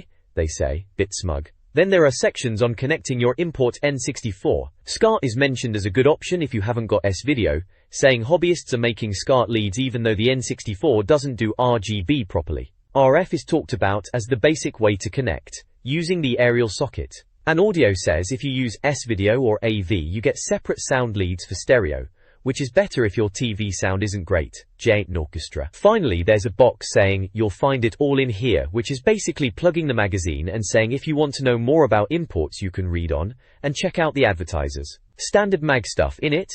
February 1998 at the bottom there, for anyone keeping track. This page is a look at the world of import gaming back in early '98 from N64 Magazine. It's got a piece called Gentlemen of Import, which is an interview with a couple of lads who ran import shops, next generation consoles and game freaks. They're chatting about who buys import games, mostly young blokes with a bit of cash who just can't wait to play the latest stuff, even if it means paying a premium and messing about with NTSC telesignals, nor for you. They talk about how most customers already had imported NTSC consoles from day one. Remember those early converters? Apparently they could be a bit dodgy with some of the newer games because of Nintendo's security stuff. Typical Nintendo, eh? The guys mentioned selling loads of import machines and converters, highlighting that sometimes converters don't work with every game, specifically mentioning Yoshi's Story might be problematic. The advantages of import games were obviously getting them early, and the smoother NTSC picture, full screen and full speed, proper job. Disadvantages? Well, Japanese text could be a pain, but hardcore gamers weren't bothered, they just wanted to play them as soon as they came out. Okay, apparently nothing too weird was ever asked for, except for a pink joypad, which is a bit out there, isn't it? Nausa? Looking to the future, they reckon import gaming will stick around as long as games come out at different times in different places. Good point really. There's always going to be someone wanting to play games early. For highlights of '97, GoldenEye and ISS-64 get a mention from Game Freaks, but they weren't impressed with MK Trilogy, and they were proper down on GoldenEye, ISS-64, and MK Trilogy. Odd that, maybe a typo there as GoldenEye was amazing. Next generation consoles thought Star Fox, GoldenEye and DK Racing were top sellers of '97, but they were disappointed with Lamborghini, Dual Heroes, and Cruisin' USA. They were already seeing a lot of interest in Banjo-Kazooie though, reckon it would be big. Rightly so. Macwa. There's a couple of photos too. One looks like it's from a security camera, dated January '98, showing someone buying a game, proper cloak and dagger stuff. The other is of a rather dull-looking industrial unit, apparently where all the import magic happens. Saya. Overall, it paints a picture of the import scene being a bit less dodgy than it used to be, a bit more mainstream maybe, but still for the dedicated gamer who wants to be ahead of the curve. Those were the days. Waiting for the latest imports. This page showcases an article from N64 Magazine, issue 12. It looks like a how-to guide to get the most out of NFL Quarterback Club 98. Written by a chap called Max Everingham, the title is a bit cheeky, something about giving the Yanks a damn good thrashing. Bit strong language for a family mag, but there you go. Wayne to know. The article text goes on about how Americans like Hollywood, McDonald's, and what they call sports majors, which he translates as doing a degree in tennis for goodness sake, and chewing gum and baseball. He reckons a beating is in order, slyly.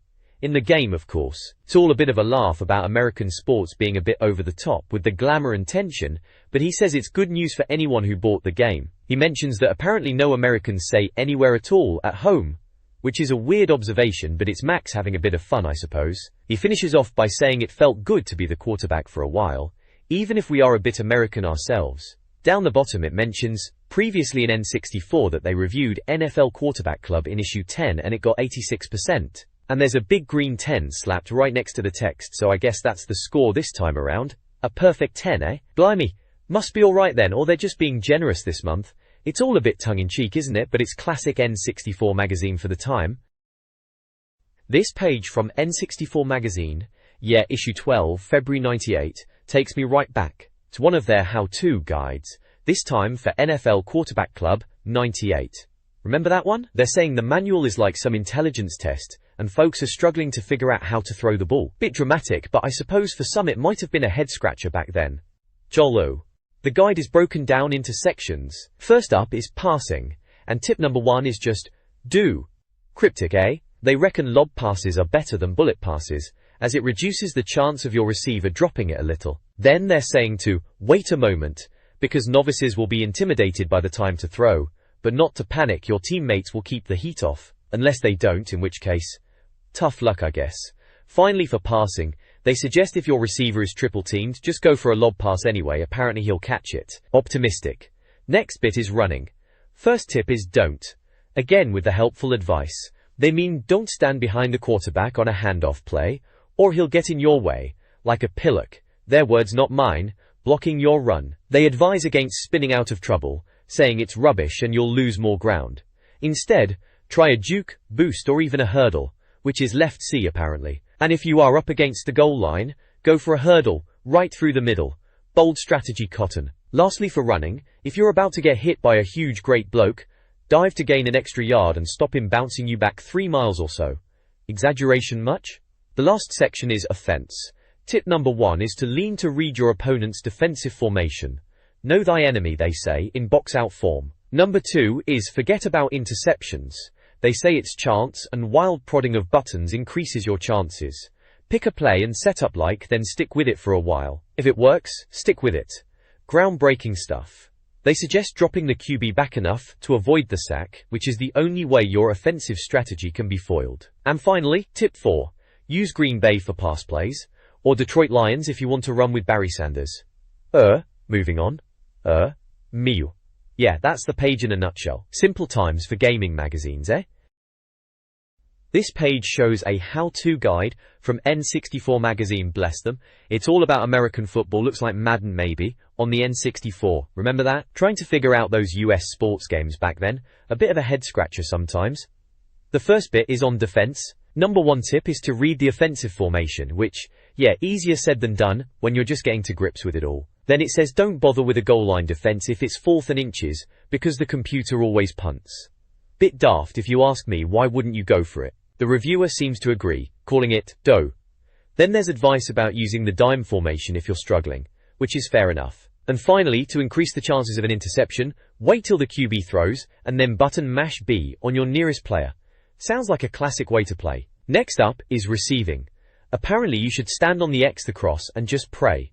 Bit sarcastic there. The manual apparently said pressing the C buttons helps catching, but the reviewer calls that patent nonsense. But then immediately says pressing top C might give you an edge if your receiver is triple covered. So make your mind up, ZY. Still, classic gaming advice: try everything and see what sticks. Then it's kicking/punting. Tip number 1 is about punting out of bounds by tapping the joystick after pressing Z. Sounds like a way to pin them deep. And if you keep getting penalties on kickoffs, the advice is to hold the controller funny with your finger on the trigger and thumb on the stick for a lighter touch. Bit of a weird hand position, but if it works, right? And lastly, sound. Just one tip: turn Marv off. Do it now. Marv must be the commentator, clearly getting on everyone's nerves back then. Simple and to the point. Yep, that's N64 gaming tips in a nutshell. Good times. This page from a retro N64 mag, looks like it's issue 12 from February 1998 by the looks of it, is diving deep into NFL Quarterback Club 98, giving us the nitty-gritty, as they put it, on how to get good at the game. It's all about play-by-play analysis, which, back then, was getting pretty serious in gaming. They've broken it down into yardage gains, which is quite clever. First up, under 10 yards. For when you just need a little bit, they suggest a quick pass and a QB sneak. Sounds about right for short yardage situations, doesn't it? Keep it simple, keep it safe. Then we move on to 10-20 yards, where they suggest wing T med post, wing T coast, run and shoot X strike, and pro set 89 hooks. These are your medium gain plays, trying to move the chains a bit. The reviewer, ZY, seems quite keen on the wing T coast play, reckons it's nearly a 100% hit rate. Bit optimistic perhaps, but hey, that's magazines for you. Finally, over 20 yards, the big plays. They've got run and shoot downtown, run and shoot junction, run and shoot deep out, trips bomb right, and pro set streak. These are the plays for when you want to go long, chuck it deep, and hope for the best. ZY even mentions one play, run and shoot downtown, as a glory play. Bit dramatic, but I suppose scoring a long touchdown in these games was pretty satisfying. They reckon these longer plays are a bit more risky for interceptions, which is fair enough. Overall, it's a decent little guide, breaking down the game's plays into manageable chunks and yardage goals. It's the kind of thing you'd pore over back then, trying to get an edge on your mates. NFL games on the N64, good times. Probably spent hours trying these plays out. Some worked, some didn't, but that was half the fun, wasn't it? Good old N64 mag, always trying to help us get better at our games. This page from N64 Magazine, issue 12 it is, takes us back to simpler times with some advice for what looks like NFL Blitz, and maybe a bit of NFL quarterback on the N64. Remember NFL Blitz? Proper arcade football that was. None of this realistic simulation malarkey.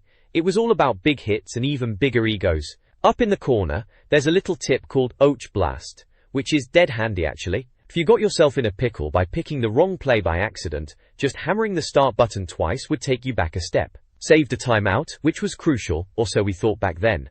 Then there's a bit about replays. Not slow enough for you? Cheeky sods. Apparently the C buttons were the key to proper slow motion replays, which to be fair, were pretty slick for the time. Not exactly groundbreaking, but it's the little things, innit? Propow. The main chunk of the page is titled Know Thy Enemy, and it's all about reading the other team's formations. Sounds a bit deep for Blitz, doesn't it? They talk about spotting run and pass formations based on player positions, with the receivers being the yellow dots. Right, yellow dots. Very technical. Then they list some defensive formations, like goal line, eagle, dime, and 43. Sounds more complicated than just picking blitz every play to me, but each to their own. Apparently, these are your dunno formations, if you're too lazy to think. Cheeky Zai, the reviewer, laying it on thick as usual. Lastly, when winning isn't enough, talks about messing about with NFL quarterbacks minigames after you've rinsed your mates at blitz. Slow-mo replay mode to judge tackles, spin competitions, and the pointless swim tackle.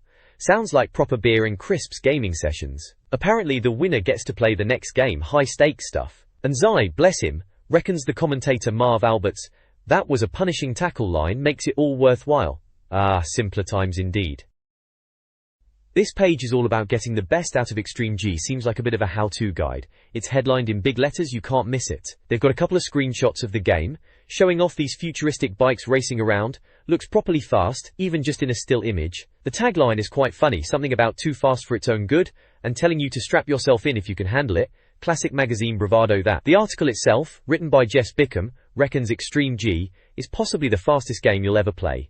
Bit of a bold statement that, isn't it? He's talking about adrenaline rushes, guns and explosions and toupee-ripping speed. Very dramatic. He does admit it's a bit much at first, and you'll probably be crashing into walls, which sounds about right for a futuristic racer on the N64 at the time. Says you need to understand the finer points of cyberbike handling, whatever that means, to really enjoy it. Apparently it's supposed to be a vicious, exciting, tense race of your life. Right then, we'll see about that. Oh, and down at the bottom it reminds you they reviewed Extreme G back in issue 9 and gave it 87%, so they were clearly quite impressed already. Seems like they really rated this one back in the day. This page from an old N64 mag, probably around February 98 by the looks of it, is all about Extreme G. Right in the middle of the N64's golden era this was. It's got a few sections, starting with On the Right Track, which basically says, Extreme G is a bit different from other races. Apparently you can't just swerve off the track because of some invisible force field, which sounds a bit limiting, doesn't it? But they say understanding it is key to success. Then there's Asphalt Ballet, talking about how you can't really crash into walls, but this force field slows you down. Damage from weapons is still a thing though, and shields are important. They make it sound like knowing the tracks is crucial, which is fair enough for a racer. Get a Handle on this is about the handling, unsurprisingly. Apparently you can't just turn around easily, which is a bit odd, but they reckon power sliding is your best mate in this game, using the right shoulder button. Sounds like they are trying to big up the power slide mechanic as the key to mastering the game. Trinoa. Next up is Nitros. You get 3 Nitros a race apparently, and you're meant to be careful with them to boost your bike to insane speeds. They suggest using them on straights or jumps, and warn about unexpected corners. Probably ends in wall interface as they charmingly put it if you mess it up. Lastly, there's a cheats never prosper bit, although they admit they're more like quirks. Complete stages on certain difficulties, and you get passwords based on your name in lowercase. They've listed a few they've found. Roller turns bikes into boulders, which sounds daft. Fisheye distorts the camera. Magnify makes everything big to give the impression of slow motion. Banana is for constant power sliding, which given they just bigged up power sliding as the key mechanic, seems a bit pointless as a cheat. Wired makes the scenery wireframe. Probably looks like that old CGI in music videos we used to get, and they say it's like a roller coaster. Stealth makes bikes invisible except for shadows, which is a bit creepy. Antigrav turns the game upside down, which sounds properly mental. Ghostly makes the background transparent. Extreme speeds up the game. Ugly mode pixelates the graphics, and Nitroid gives you unlimited nitros. Finally, Arsenal gives you a missile every few seconds. There's a few passwords for levels and bikes too, like 51GG95, 61GGB5, and 81GGD 5 feet for extra content. And if you name yourself Fergus in shoot-em-up mode, the drone bikes become scary heads of poor Fergus. Typical magazine cheat code silliness, but back then, these were gold dust. This page depicts a look at the bikes in Extreme G. Remember Extreme G? They're calling them high-performance machines with guns. A bit much, but hey, it's the late 90s. First up is the Apollyon, with its pulse cannon. They say it's for the bloodthirsty gamer, all about speed and acceleration, but the handling and shields are pants. Reckless type of player is who they reckon it's for. Then there's the Rays, laser cannon. Curious mixed bag is one way to put it. It's got top speed, but acceleration is awful, though handling's decent enough, and weapons are good. Odd choice really. Ja. Next is the Rainer, another pulse cannon. This one's for experienced racers, they reckon. Average across the board, good handling and weapons though. Says it's for those who are confident in their Extreme G skills. Bit much again. Good has racers though. Then the Khan, with the XL cannon. For beginners apparently, but good for anyone. Decent acceleration and shields, but middling handling and top speed. Sounds a bit boring, safe option maybe. Kekli. Kekli. Kekli. Finally, the Roach, XL cannon. Secret bike. Unlocked on easy mode, apparently. Almost perfect in every area. Bit of hype there, but it is very fast. Says it's good for any type of game. So there you go, a breakdown of the Extreme G bikes. Pulse cannons and XL cannons seem to be the weapons of choice. This page from N64 Magazine is having a look at Extreme G, blimey. Remember that one? It's showing off some of the bikes you can ride in the game, with their names and what weapons they come with as standard. So, first up is the Jolt. Apparently it's got an XL cannon. They reckon it's a bit of a potpourri bike, whatever that means, saying it's okay with speed but the handling is a bit pants compared to others. Not exactly selling it then, are they? Worry. Next there's the May Reneem, which has a laser cannon. They say it's another offensive choice, and a bit like the Apollyon bike, but a tad slower, even though it handles a bit better. Fractionally better mind you, not loads. Then we've got the Grimace, also with a laser cannon. This one's described as a bit nasty, looking with its paint job. They reckon it's not too easy to handle, but if you get used to it, it can be good for speed. Apparently the reviewer's eye thinks it's for racers who like to stick to the track and not get involved in all the shooting. After that there's the Muga, and this one has a pulse cannon. They're calling it a redoubtable workhorse, saying it's built for defense. Not much acceleration, but top speed is good, handling is decent, and it's got good shields. They think it's good for multiplayer because the lack of acceleration makes it more controllable. Yizuku also has Minion, also rocking a laser cannon. They're calling this one the ultimate bike, even better than the Roach apparently. Bold claim, saying you'll never want to use another bike again after using this. Nuff said, as they put it, warranty. So yeah, just a little look at some of the bikes in Extreme G and what they're about. Seems like they're trying to give you a bit of an idea of which bike might suit your style of racing. Good times. This page from N64 Magazine, issue 12 it would be, back in '98, it's all about a futuristic racing game, looks like Extreme G if I'm not mistaken, under the headline, Violence Didn't. Bit of a funny title for a racing game, innit? They're chatting about how even though it's all futuristic bikes and that, it's not actually that violent. The reviewer is saying it's maybe a bit less destructive than you'd expect, comparing it to something like Jenga. Which is a bit of a weird comparison, mind you. Still, it's a fair point. You'd think futuristic racers would be all about blowing each other up. There are some screenshots, looks pretty nippy. Those bikes are proper futuristic looking, all sleek and colourful. Further down, there's a bit about a secret track you get for finishing the game on all difficulties. Apparently it's a bit small and twisty, by the sea, but good for a quick race. Sounds alright. Then there's a bit about multiplayer. They reckon it's great if you've got mates who know what they're doing, otherwise it can be a bit of a crash fest with novices all over the shop. Practice makes perfect, as they say. Or is it, it's your turn to make the tea? The reviewer can't remember. Cheeky sod. And down at the bottom they're talking about the weapons in the game, the default weapons. Each bike comes with 3 guns, powered by your shields. Keep firing and they run out but they recharge.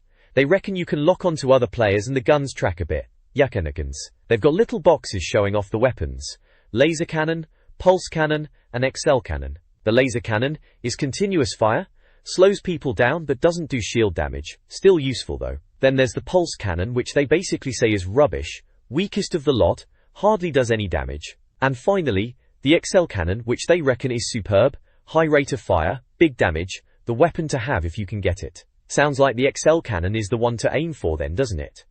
So yeah, that's the page, all about the weapons in this futuristic racer, and how it's maybe not as violent as you'd think.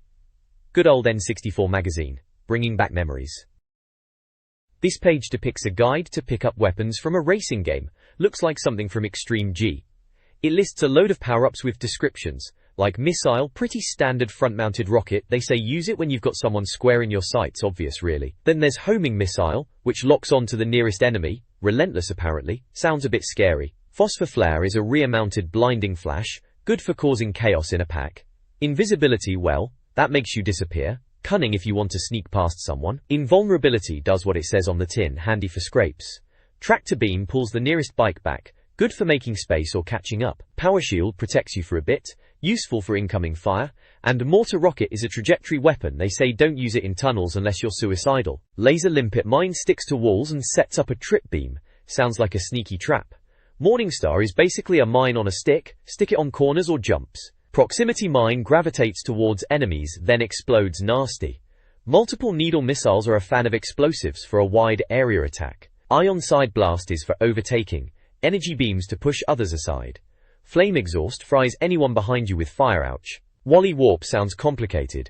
A portable black hole where you drop an exit point first, then the entrance, half a lap ahead. Sounds like a real tactical trick. Rear missiles are for getting rid of pesky tailgaters. Static pulse is a wave of energy to mess with steering, good for chicanes they reckon. And finally shield recharge, which are red spheres to keep your shields topped up. Then over on the right, there's a review section called That's More Like It, talking about racing games. They reckon value for money is important, and Extreme G fares well because you need to learn it, and it gets better as you get good. With loads of modes, 12 tracks and 4 battle arenas, saying Acclaim crammed everything in. They then start comparing it to other races. Mario Kart 64 is mentioned, saying it has 16 tracks and 4 battle arenas, but it's too easy in single player. Multiplayer is where it's at for longevity. Then there's Top Gear Rally with 5 tracks, Multi-Racing Championship, which they mock for being called 3? And question what they were thinking with that name, saying it has 3 tracks. Bit sarcastic there. Wave Race 64 is better with 9 courses, and then they big up Diddy Kong Racing, saying it's bigger than Godzilla's dad with a hernia. Bit dramatic, but they seem to really rate Diddy Kong Racing at the time. They finish off saying there's a moral in there somewhere, but they're blown if they know what it is. Cheeky. This page from N64 Magazine, it's got a bit of everything really. On the left side there's a big shout out, a help wanted thing. Seems like N64 Magazine is after us expert gamers to write game guides for them. Excellent rewards, they reckon. Sounds alright, doesn't it? Maybe I should have sent something in back in the day. Could have been a proper games journo. Then on the right, it's all about GoldenEye 007 Deathmatch, naturally. It's titled How to Ensure Victory Every Time in GoldenEye's Deathmatch, which is a bit cheeky, isn't it? Like anyone can ensure victory every time. Still, it's GoldenEye. That game was the absolute business for multiplayer back then. Proper classic. They've got Pierce Brosnan looking all suave as Bond there, naturally, alongside the article. It says it's by N64 Magazine spy Tom Chase, with mem-style extra secrets from Tim Weaver. Sounds a bit over the top, mem-style secrets, but it's all part of the fun, innit? Underneath the help wanted thing, there is a section called Publishing SEC. Talking about getting readers involved, seems they want us to send in our game tips. They say if they like it, we'll get outstanding, or at least warm rewards, and a wicked N64 Magazine jacket. Apparently local homeboy James reckons they are wicked. Right then James, they've got rules for submissions, about 2,000 words of expert advice, and to focus on one part of a game, like they've done with GoldenEye multiplayer. They even give an address to send stuff in Bath. And if you get published you can even blag a jacket in your size, S, M or L. They reckon you'll have a better chance if you write about something a bit different, not just another multiplayer guide. Which is fair enough really. Everyone was banging on about multiplayer back then.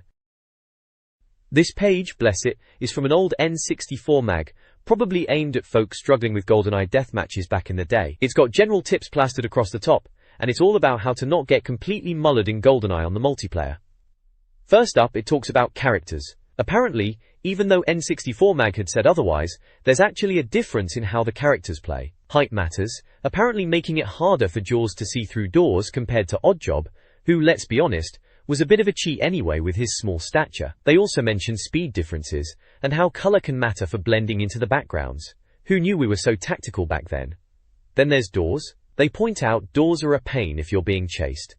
But you can be a bit crafty and close them on people or even plant mines on them. Typical GoldenEye sneaky stuff. They mention ZMGs, grenade launchers and rocket launchers are good for firing through doors, which is always a laugh. Aiming is next, and they're going on about the auto-aim, saying it's good for distance but for proper aiming, use the red targeting reticule and the shoulder button. They suggest shooting through glass panels on the temple level, always a favourite for a bit of sneaky sniping. And they warn about slopes messing up your aim, which is fair enough. Under attack is basically telling you what to do when someone's got you in their sights. Their advice? When you respawn near someone, run straight at them. Apparently this confuses people and makes it harder to aim, and maybe you can get a good slap in. Bit cheeky. Reloading is a quick one, just press B to reload groundbreaking stuff. But they do warn about getting caught reloading, especially in stalemates and license to kill mode. Good point, panicking and reloading at the wrong time was a classic move. Stealing is just about nicking ammo and guns from dead bodies.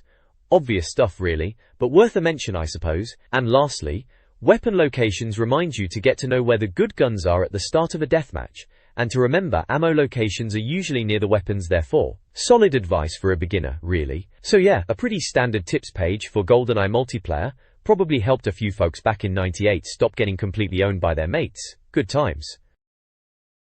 This page from N64 Magazine, it's all about getting your head around the weapons in GoldenEye for deathmatch. Right, because as we all knew back then, mastering the weapons was the key to not getting completely schooled by your mates. So each weapon gets a little box out, showing you a screenshot of it in action, and telling you how many hits it takes to waste someone, both headshots and body shots. Helpful stuff really, especially when you were arguing about why you definitely shot them more times than that. They start with the obvious. The slap/punch, yeah, 16 hits to the head or body, bit useless unless you're completely out of ammo, and they even have a dig at larger characters struggling to aim downwards with their fists, cheeky sods. Then you've got proper guns, like the DD-44 Dostavai, Phantom, Magnum, all your pistols really, going up in power. The Phantom, they reckon, is a fast all-rounder but eats ammo. Spot on, used to rinse through bullets with that thing. Next up are the bigger boys, grenade launcher, Walther PPK, automatic shotgun, sniper rifle, moonraker laser and just grenade. The automatic shotgun is called ludicrously powerful, yeah, Tell me about it, used to love that beast up close. And the Moonraker laser. No reload time but limited ammo.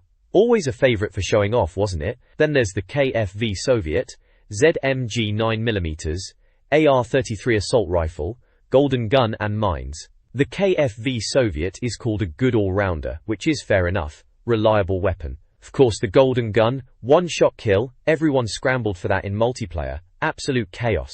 Mines are there too, ages to detonate, true that, always a bit risky using them. And finally, the bottom row has the KLOBB, D5K Deutsche, RCP-90, rocket launcher, sniper rifle butt, and throwing knives. The KLOBB, they say, poorish performer, nailed it, horrible gun, but you still picked it up sometimes, didn't you? The RCP-90 though, they call it the ultimate power weapon, ammo eater, but excellent from all distances. Yeah, that's more like it. Beast of a gun. And the sniper rifle butt, don't ever use this, haha, good advice, less effective than a slap apparently. And who even used the throwing knives? Very inaccurate, yeah, no kidding. Cool. So yeah, just a rundown of all the weapons in GoldenEye Deathmatch, giving you the stats and a bit of a briefing for each. Pretty standard stuff for a weapons guide really, but back then, you'd pore over this stuff trying to get any edge you could. Good times, good times. This page is from an old N64 mag, and it's all about GoldenEye 007 deathmatch levels. Good times. It's giving tips for a few of the maps, like Temple, Library, Complex, Facility and Caves. Temple is described as a good map to stick mines in the central area, as everyone runs through there. Apparently, the top floor is good for shooting down on people. Classic stuff. They mention 4 entrances to the central room, which is helpful to remember, and body armor is there too, always a bonus. Next up is Library, or Library Stack and Basement.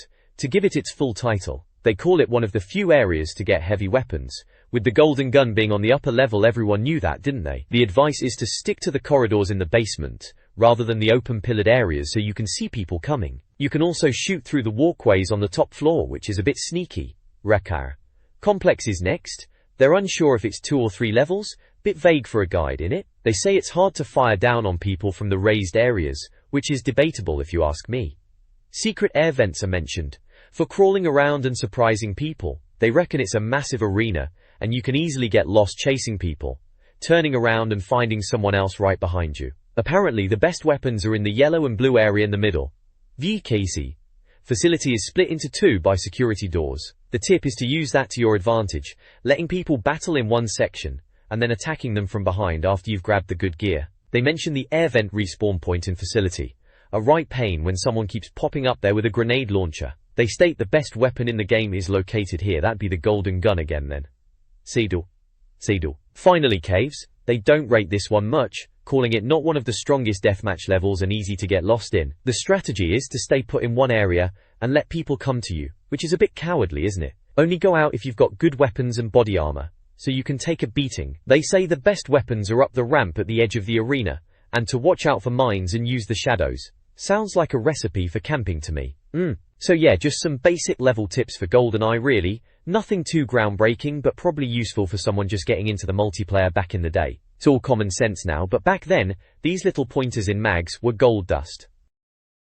This page covers some tips for different levels in what must be GoldenEye 007, or maybe Perfect Dark, given the timing. We've got sections on Bunker, Caverns, Archives and Aztec. The Bunker level, they reckon you need to know the layout, which is fair enough for any deathmatch map really. They point out the body armor and drone guns are good spots, everyone knew that though.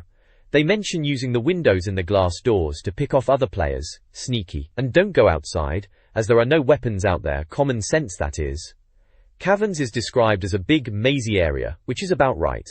They say it's easy to get lost, especially downstairs where the good weapons are. Using doors to your advantage is mentioned, waiting for people to come through a classic camping tactic back in the day. Archives is apparently a grower. Takes a bit to get into. They talk about grenade launchers and secret passages, and the best weapon being in the game and body armor downstairs. Careful of people coming from behind, they warn, which is always good advice in a deathmatch. Mindle. Finally, Aztec is a cunning mixture of stairwells, wide open spaces, and claustrophobic corridors. They say you probably won't have explored it much in one-player mode, suggesting to use deathmatch to learn the level. Zoom weapons are the best here. To see people running around behind grills apparently like the temple level, sounds about right. They are quite similar in style if I remember rightly. Good times. These levels were brilliant for multiplayer back then, hours spent on them. This page is all about tips for Diddy Kong Racing, which was a proper blast back in the day. It's got sections on speeding stuff, covering how to get good speed starts, and make the most of those zipper speed boosts you got on the tracks. Apparently purple tail lights on the zippers are weaker than the green ones, good to know. There's also advice on cornering for different vehicles, carts, planes and hovercraft, each with their own quirks. For carts, it's the usual braking trick for sharper turns. Planes you can bank with the shoulder button, and hovercraft cornering sounds a bit tricky, with mention of a bounce button technique. Then there's a bit about secret characters. Drumstick the turkey. Seems you had to run over a frog on Adventure Island to unlock him. Bit cruel to the frog if you ask me. And then there's TT the stopwatch, described as a giant and blindingly fast but difficult to control. Sounds like a proper challenge. There are a few screenshots dotted around, showing the game in action. Reminds me of the bright and colourful graphics. Pretty impressive for the N64 at the time. It mentions a Kevin Bacon game in the Degrees of Zip tip, a bit of a random reference there, probably something current at the time. All in all, a helpful page of tips to get you racing like a pro in Diddy Kong Racing, and maybe finally beat Wizpig. This page depicts a reader's top 10 tips section from what looks like a good old N64 mag. Right at the top we have the promise of a Mako pad for the tipper of the best tip fancy bit of kit back then, those Interact pads. Kicking off with Mario Kart 64 naturally, as everyone was obsessed with that game back in '98. This Jonathan Christian from Bolton reckons he's found a shortcut on Choco Mountain involving jumping over a spike. Sounds a bit risky, but fair enough. Next up, Shadows of the Empire, remember that? Star Wars but without the proper films cast. Someone's figured out a Wumpa Stomper cheat for the Doom levels in 2-player, whatever that means. They say check N64 fifths for details, so an older issue then. Well, remember there. Back to Mario Kart again for tip number 3, double deck battle stage this time. Apparently if you fire a red shell down one of the holes, it'll reappear and wallop the other player. Sneaky! Richard Slay, Edward Walmsley, Russell Auld, a whole team of tipsters there. Lilac Wars, or Star Fox 64 as some of us still call it, gets a mention at number 4. Landmaster tip in multiplayer involving hovering above something or other. Not exactly earth-shattering, yeebler. Mario Kart again. Blimey, it was popular, wasn't it? This one's a Wumpa/Stormtrooper mode, whatever that is. Sounds a bit cobbled together, but Jason Cuddy and Thomas McMahon seem pleased with it. Warranty. GoldenEye 007 finally makes an appearance at number 6. Ah, the damn level. Kyle Hurst from Birmingham has spotted a modem on level 1 and a grill on the floor. Intriguing. Probably something to do with some secret. Lilac Wars pops up again. Area 6 bomb tip for getting a medal. Joe Berger reckons lobbing bombs into the minefield does the trick. Sounds a bit obvious, doesn't it? Balia. Number 8 is GoldenEye again.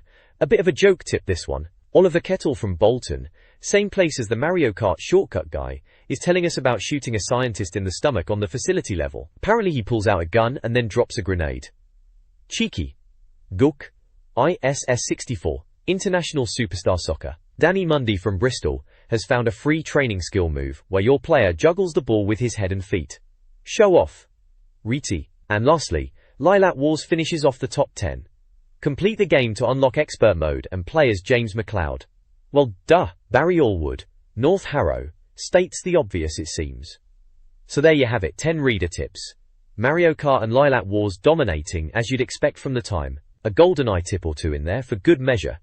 Good times. This page from N64 Magazine, issue 12, it looks like we're in the tips extra section, and it's all about Bomberman 64. Right in the middle of the page it's got Bomberman 64 feet in big letters, can't miss that. Below that there's a bit of text, sounding a bit sarcastic as usual, about how brilliant Nintendo is, mentioning Yoshi's story for some reason. Bit random, that. Then it gets into Bomberman tips. There are 3 questions and answers laid out on the page, in a Q&A format. The first one is about breaking blue pillars and getting red bombs in Green Garden. Apparently it's in the second half of Green Garden, and you need to use remote bombs, which were pretty swish at the time, weren't they? Elbow, and at least 6 normal bombs to get to a warp tile. The instructions are quite detailed, talking about making a bomb staircase and bouncing bombs around. Sounds a bit fiddly to be honest for a Bomberman game. There's a screenshot showing a top-down view of the level with Bomberman placing bombs so you can get a visual. The second question is about reaching a red button on an icy slide in White Glacier, Stage 3. This one's about navigating an icy platform and slide. It mentions changing camera angles and using momentum to get to the button. Again, there's a screenshot, this time a side view of Bomberman on an icy slide. Warrington Do. The last question is about reaching the exit on the right track, which sounds like another level name. This tip involves bombing a traffic light, minecarts, and using pumped-up bombs to destroy pillars. It seems like a bit of a puzzle level, having to bomb things in a certain order, and use minecarts to get around. Overall, it's your typical tips page, helping you out with those tricky bits in Bomberman 64. Good to have if you were stuck back in the day and didn't want to ring that Nintendo hotline. Remember that? Probably cost a fortune per minute. Magazine tips were the way to go before the internet was really a thing for games help. Bomberman 64, yeah, good game, bit different in 3D but still good fun blowing things up. This page from N64 Magazine, likely around February 98 going by the footer, is all about the Nintendo hotline, back when you actually had to phone up for game tips, can you believe it? It's got a big advert for it at the top, with a phone number, 017 0365 2222, if you're curious, though I doubt it still works. Apparently they had doubled their staff. Must have been busy times for Nintendo back then. There are cheat codes for Duke Nukem 64, which was a decent enough port I suppose, a bit toned down from the PC original though. It tells you how to get into the cheat menu, get all items and invincibility. Standard stuff really for Duke. There's a picture of that pig cop enemy as well, pretty iconic for Duke. Then there's Extreme G, remember that game? Fast futuristic bikes, a bit wipeouty but not quite as polished. They've got some codes in for that too, to change the camera view or the bike, with names like Fisheye, Magnify, Ugly Mode and Roller. Ugly Mode sounds about right for N64 graphics sometimes, huh? It looks like you enter these names in the controller configuration screen, a bit of a faff, but hey, that was gaming back then. You didn't just Google everything instantly, you had to actually read magazines, or phone a hotline. Those were the days, eh? This page from N64 Magazine, it's titled, I'm the Best. Typical mag headline, eh? It's all about setting new challenges for the readers, seeing as Christmas and New Year are done and dusted. They're looking ahead to the games coming out in '98, like Zelda, Yoshi's Story, and Body Harvest, remember those? They're promising more interesting challenges than just high scores and best times. For this month's new high score challenge, they're going back to GoldenEye 007. Surprise, surprise, this time it's accuracy thereafter. On the dam level, Agent difficulty. If you can get the highest accuracy percentage and take a photo of the end of level stat screen, you could win a Macapad controller, remember those third-party controllers? The target to beat is 69% accuracy. Blimey, that's pretty good. They also mention they'll have the winners of the Lilac Wars contest next month, probably more Star Fox 64 madness then. Then there's a bit called Star Performance, about Shadows of the Empire. Some lad called James Hall from Cheltenham figured out how to control the Dianoga, that sewer monster, using the Wumpa Stomper cheat from the N64 version of Shadows of the Empire. Apparently you can float it out of the sewer and mess about with it. They say, it really works. Well, colour me impressed. Good on James, he's getting some N64 goodies for his efforts. Ham and Nulkus. After that, it's the usual high score tables. For Super Mario 64 they've got Foot Race with Cooper the Quick and Peach Slide Times, for the PAL version. Loads of names and times listed there. John McCormick seems to be doing well on Cooper the Quick. And for Wave Race 64 it's Time Trial Sunny Beach, and Dolphin Park Stunt Mode, again for the PAL version.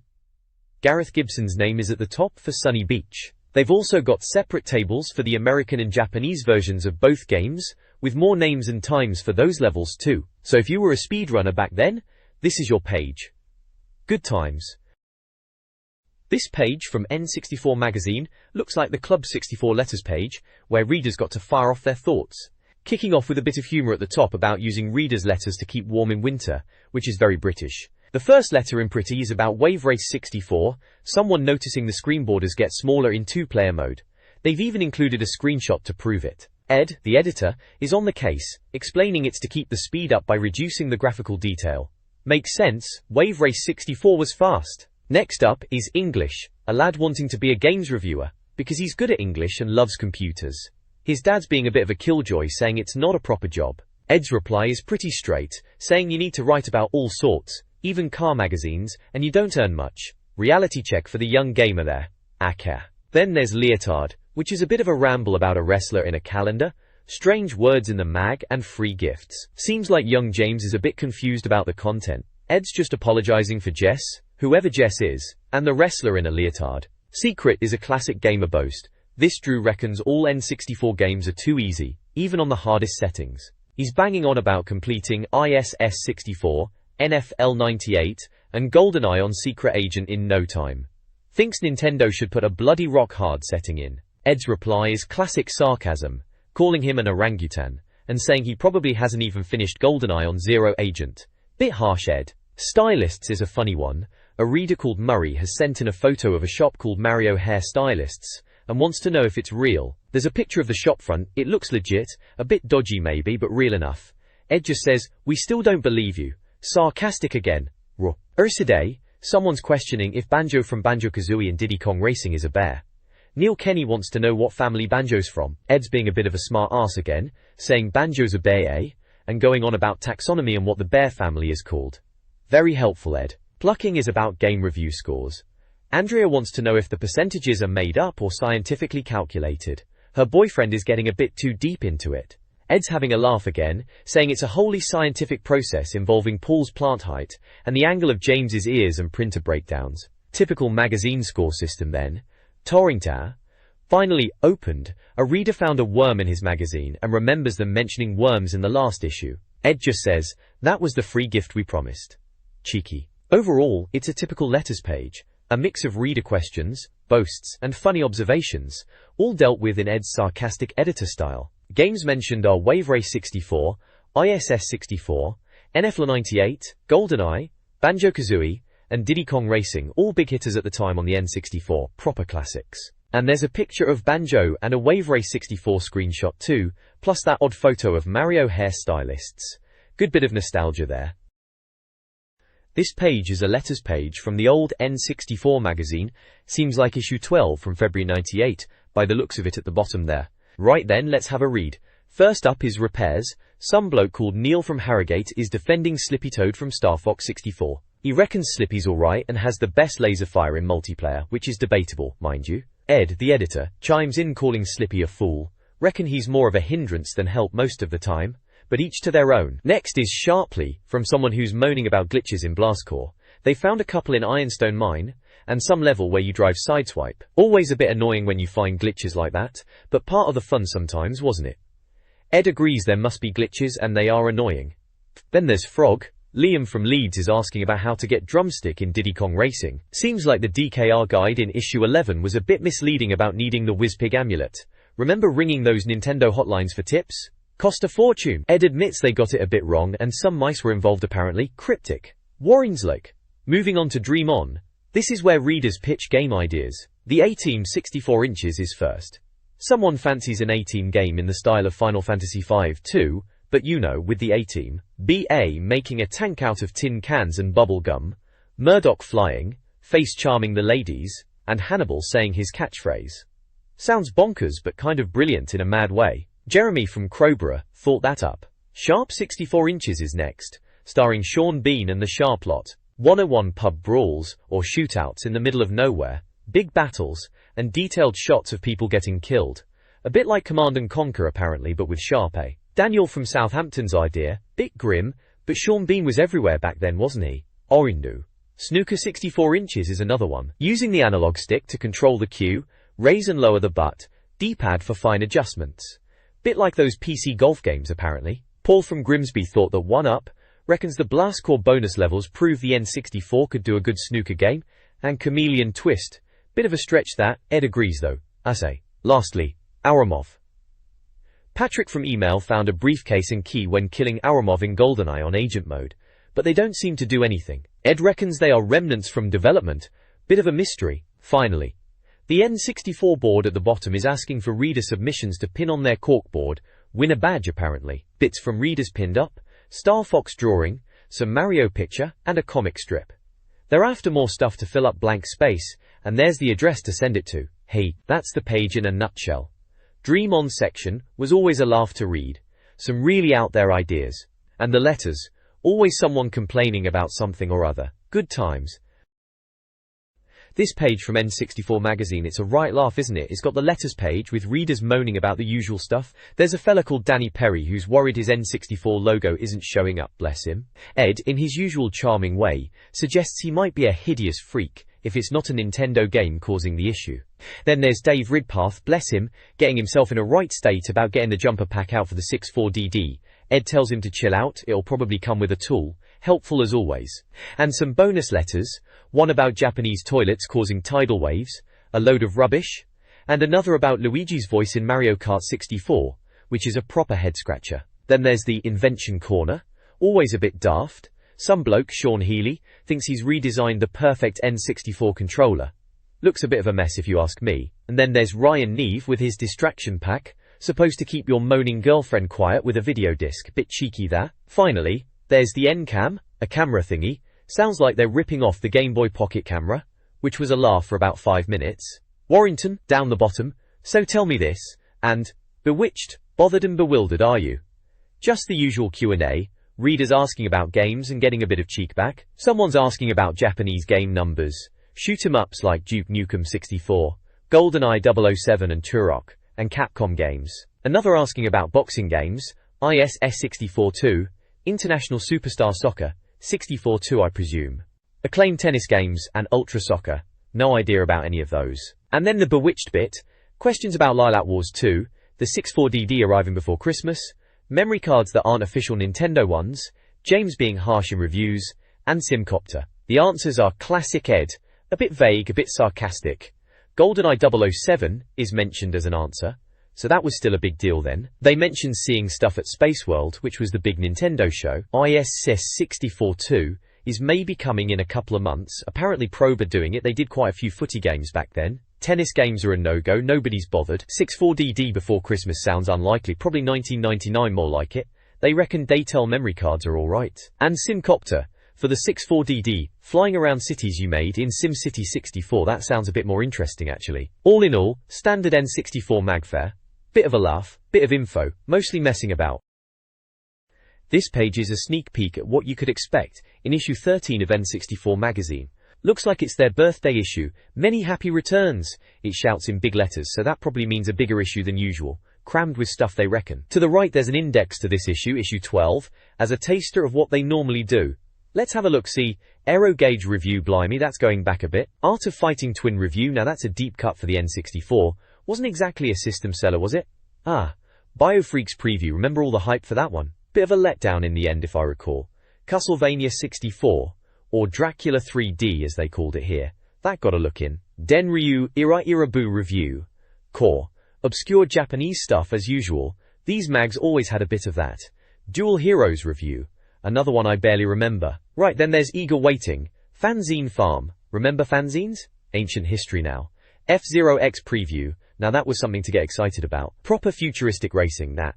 Goemon Future Look. Again with the Japanese stuff. GoldenEye Deathmatch tips. Everyone was obsessed with GoldenEye Deathmatch back then, weren't they? Extreme G-Bike tips. Then 64 games before everyone else. They always promised that, didn't they? NFL QB Club 98. American football. Never really got that over here. Nagano Winter Olympics review. Right on time for the Winter Olympics, makes sense. NBA Pro 98. Same again, not my cup of tea really. Next issue. Well, that's issue 13, the one we're looking at. Nintendo Hotline. Quake Future Look. Release list. Retro World. Robotron review. RPG news with Will Overton. Bit niche that. And Snowbo Kids review. Tamagotchi World 64 review. Tamagotchi on the N64? Really? 1080 snowboarding preview. Now 1080 was cool. Decent snowboarding game. Tips extra. Tokon Road review. Another Japanese one. Wayne Gretzky's 3D Hockey 98 preview. Ice hockey again. Not massive here. WCW vs NWO World Tour review. Wrestling games were all the rage then, mind. And finally, Yoshi's Story review. Yoshi's Story. Bit of a cute platformer from what I remember. Issue 13 itself is promising a double game guide plus number 2. So game guides were a big thing back then. Complete set will form a mighty suppository of Nintendo 64 playing knowledge. Bit cheeky that. And there's a new Ed. Looks like old Jonathan got the boot for accidentally binning something during spring cleaning. Oops. Wonder who Crumbs is then, the new editor. Right at the bottom it says, the March issue of N64 Magazine will be on sale Thursday the 26th of February. So there you go, issue 13 coming out at the end of Feb 98, loads of reviews and previews and guides, just like you'd expect back then.